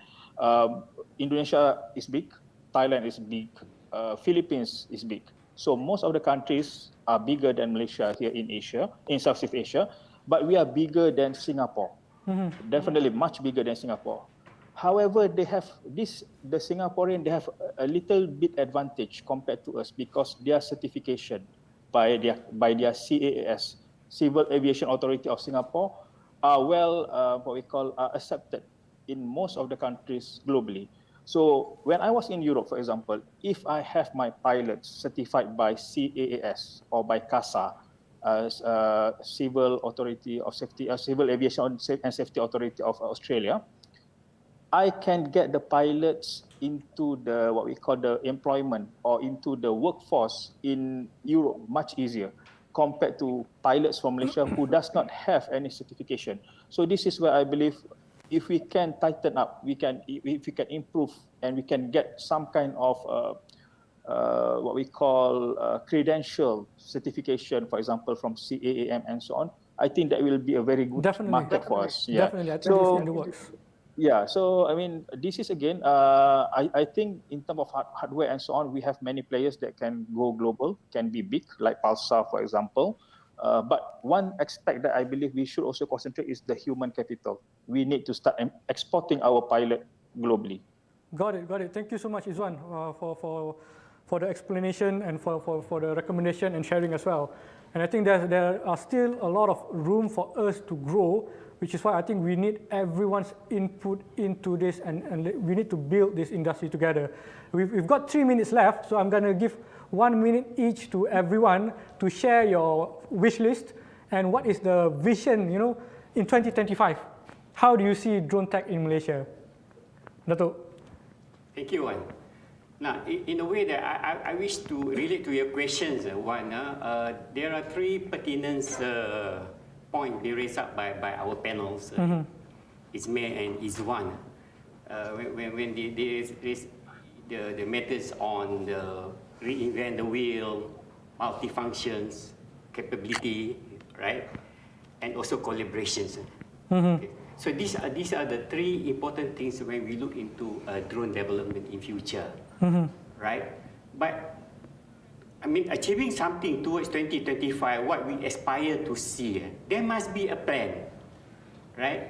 Before we talk about the wish list, I'm still wondering, perhaps if there is a lead agency can share with us in terms of there is a plan at the strategic level, you know, like other countries are be able to come up with what they call it a roadmap or strategic map for 20 or 25 years. It's like US military, they started in 2005. So if we are be able to share this sort of roadmap as a strategic guidance for all drone industry players. Got it, got it. Right? Then we are be able to visualize what's going to happen in 2025. Exactly. Right? Got it. In my perspective, I see there are, I mean, the keyword is always capabilities that you need to develop in all applications, in all tasks and missions. Because when we talk to a military guy like me, I'm looking at missions, right? Now, you look at the commercial application there are a lot. Even in military, there are 16 applications there.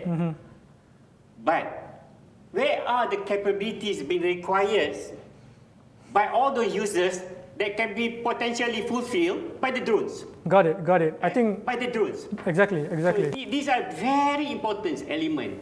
Okay. Number 2, capability that need to be developed towards the user requirements. Whether is it viable or not. Talent development. Right? Whether is it viable or not by 2025, can we assess this sort of capability? I give you an example now. August, I mean, invented something like 1.8 gigabyte thermal solutions. at 20,000 feet, it is be able to see a small child lost on the street. You see? That cover 25 square kilometer, which is bigger than, where I stay in the Damansara area. Are we accept to that kind of thing? And the other thing talking about viability, can we afford that thing? But the good news is that, as what one said, by 2025, maybe it is viable, because when we look at the technological advancements of drone, then in terms of cost, it's relatively cheap. Exactly. Right? So to aspire something, it's all bound to whether we are be able to do a strategic plan at this moment or not. Exactly. To see what happened in 2025. Got it. But on MUDAS perspective, as a Malaysian citizen, you see, what I aspire to see a landscape that we build from now on, with the integrations of dynamic organization comprised of government sector, government agency, corporate sectors, academicians, NGO like us, that can work together, that can share. At the end of the day, we are talking about sharing is caring. So this is the point that raised up by our panel just now. That need to be expounded and that need to be brainstormed further. Because these are very important elements, as what you said. If you have something, share. Don't reinvent the wheel. Got it. Collaborate.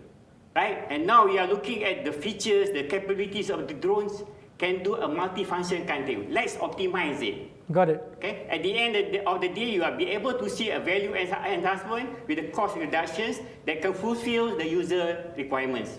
Exactly.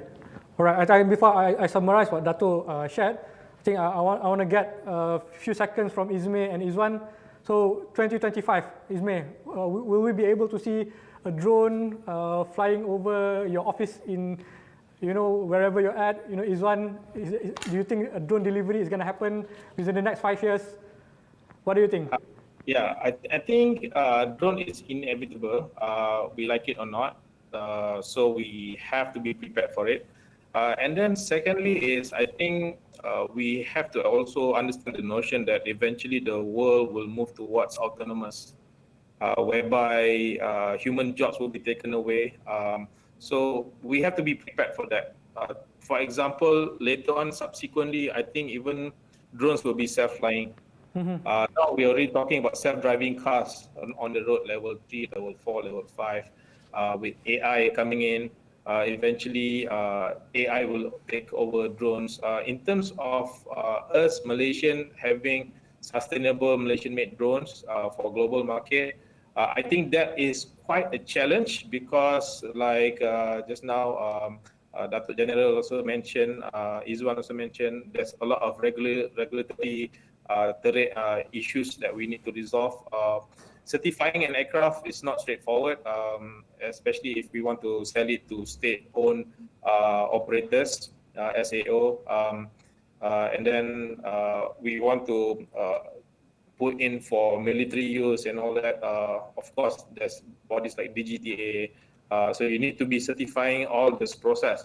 So if government agencies can assist and accommodate for that process to be like fast-track, bite-sized process, I think it can actually boost Malaysia to achieve that 2035 target to have at least our Malaysian products going out global. I know there's a company called UST based under CTRM, based in Batu Benda, Melaka. They've been making big drones like Aludra and a lot of other drones that are certified by regulatory bodies.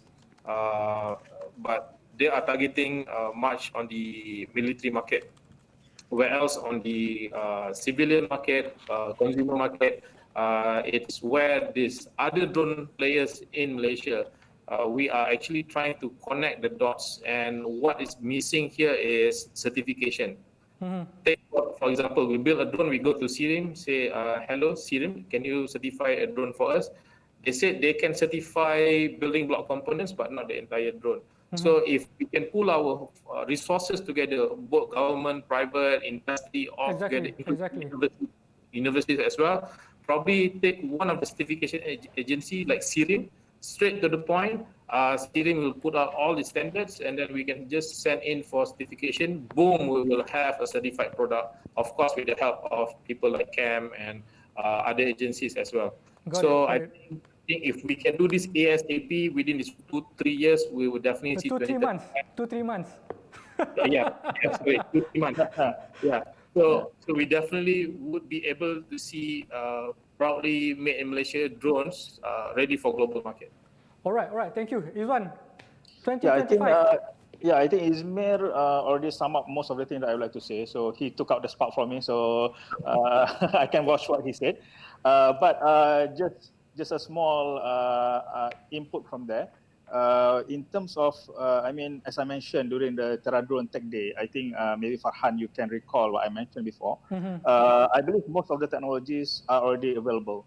Of course, the cost or the price tag, as Datuk was saying just now, the cost quite high. But over time, the cost will be cheaper, and it will be economical. The economy of scale will be there. So I strongly believe, TerraDrone strongly believe that most of the technologies are already there. We just need to nurture the technology. We need just to do more R&D or full deployment on this. But other than that, like the regulatory and so on, I believe Izmir already sum up in detail about that. But also to add another point on that, this is where in terms of manpower, as I mentioned just now about the pilots and so on, it's good if we have a certification, proper certification for the pilots. Although we are going towards autonomous, but we still need some kind of human supervision, human assistance, or human intervention at certain level. So this is where the knowledge and the certification will be very helpful. And secondly, my wish list is that to have a proper centralized training centers, development centers. So I'm very humble and very happy and very proud to be part of Technology Park Malaysia's TPM's initiative. Both me personally and also TerraDrone, we are part of the TPM's task force of what we call make a realization of the drone development center or drone development zone here in TPM. So I believe this kind of center, one-stop center that cater for the design, manufacturing, MRO, testing, and also all the certification will be helpful to spur the development of drone industries in Malaysia and also for the surrounding region. Yeah, I think that's all from me. Got it. Thank you so much, Izwan. Thank you so much all the panels that we have today. And before we go, from my side, there are a few wish lists that I also have from MDEC side, and personally for me, I'm building this DroneTech initiative within MDEC. Within 2025, some of the things that we envision is that first of all, we want to ensure that the adoption rate of drone in various drone sectors in Malaysia to at least cover 50% of the actual sector. For example, in agriculture, we have 600,000 over hectares. So in 2025, imagine if 50% of that land is currently using drones to do spraying. But that is one thing. So another vision that we would like to achieve is the numbers of jobs creation within this from now until 2025. So actually in 2020, because of the Penjana, the number of people trained in drone-related trainings is already close to 4,000, for information, not yet reached 2021. And we would like to gather all the companies, create new companies to be able to create at least 10,000 jobs locally in Malaysia within drone industry. And for your information, on the 27th of November, this Friday, so we will be hosting, together with Mike, a MYDroneTech Roundtable, which we are going to further discuss what are the recommendations from the public, from the industry players, so that we could build that proposed framework and try to highlight that up to whatever government platform that is currently available and push this agenda together. And if you have further inquiries, do drop your comments on YouTube. We will be engaging with you further to assist you to understand better how we can work together with various stakeholders and to ensure the DroneTech ecosystem will further strengthen Malaysia's position and make Malaysia as the DroneTech epicenter and launchpad to ASEAN. So thank you so much, Datuk, Izwan, Izmir. My pleasure. All right, Thank you. and everyone at home, thank you so much for tuning in with us today. I think that's all from me. I'm Farhan again from MDEC, DroneTech, and Force IR Ecosystem. Signing off. Assalamualaikum and goodbye. All right. Thank you.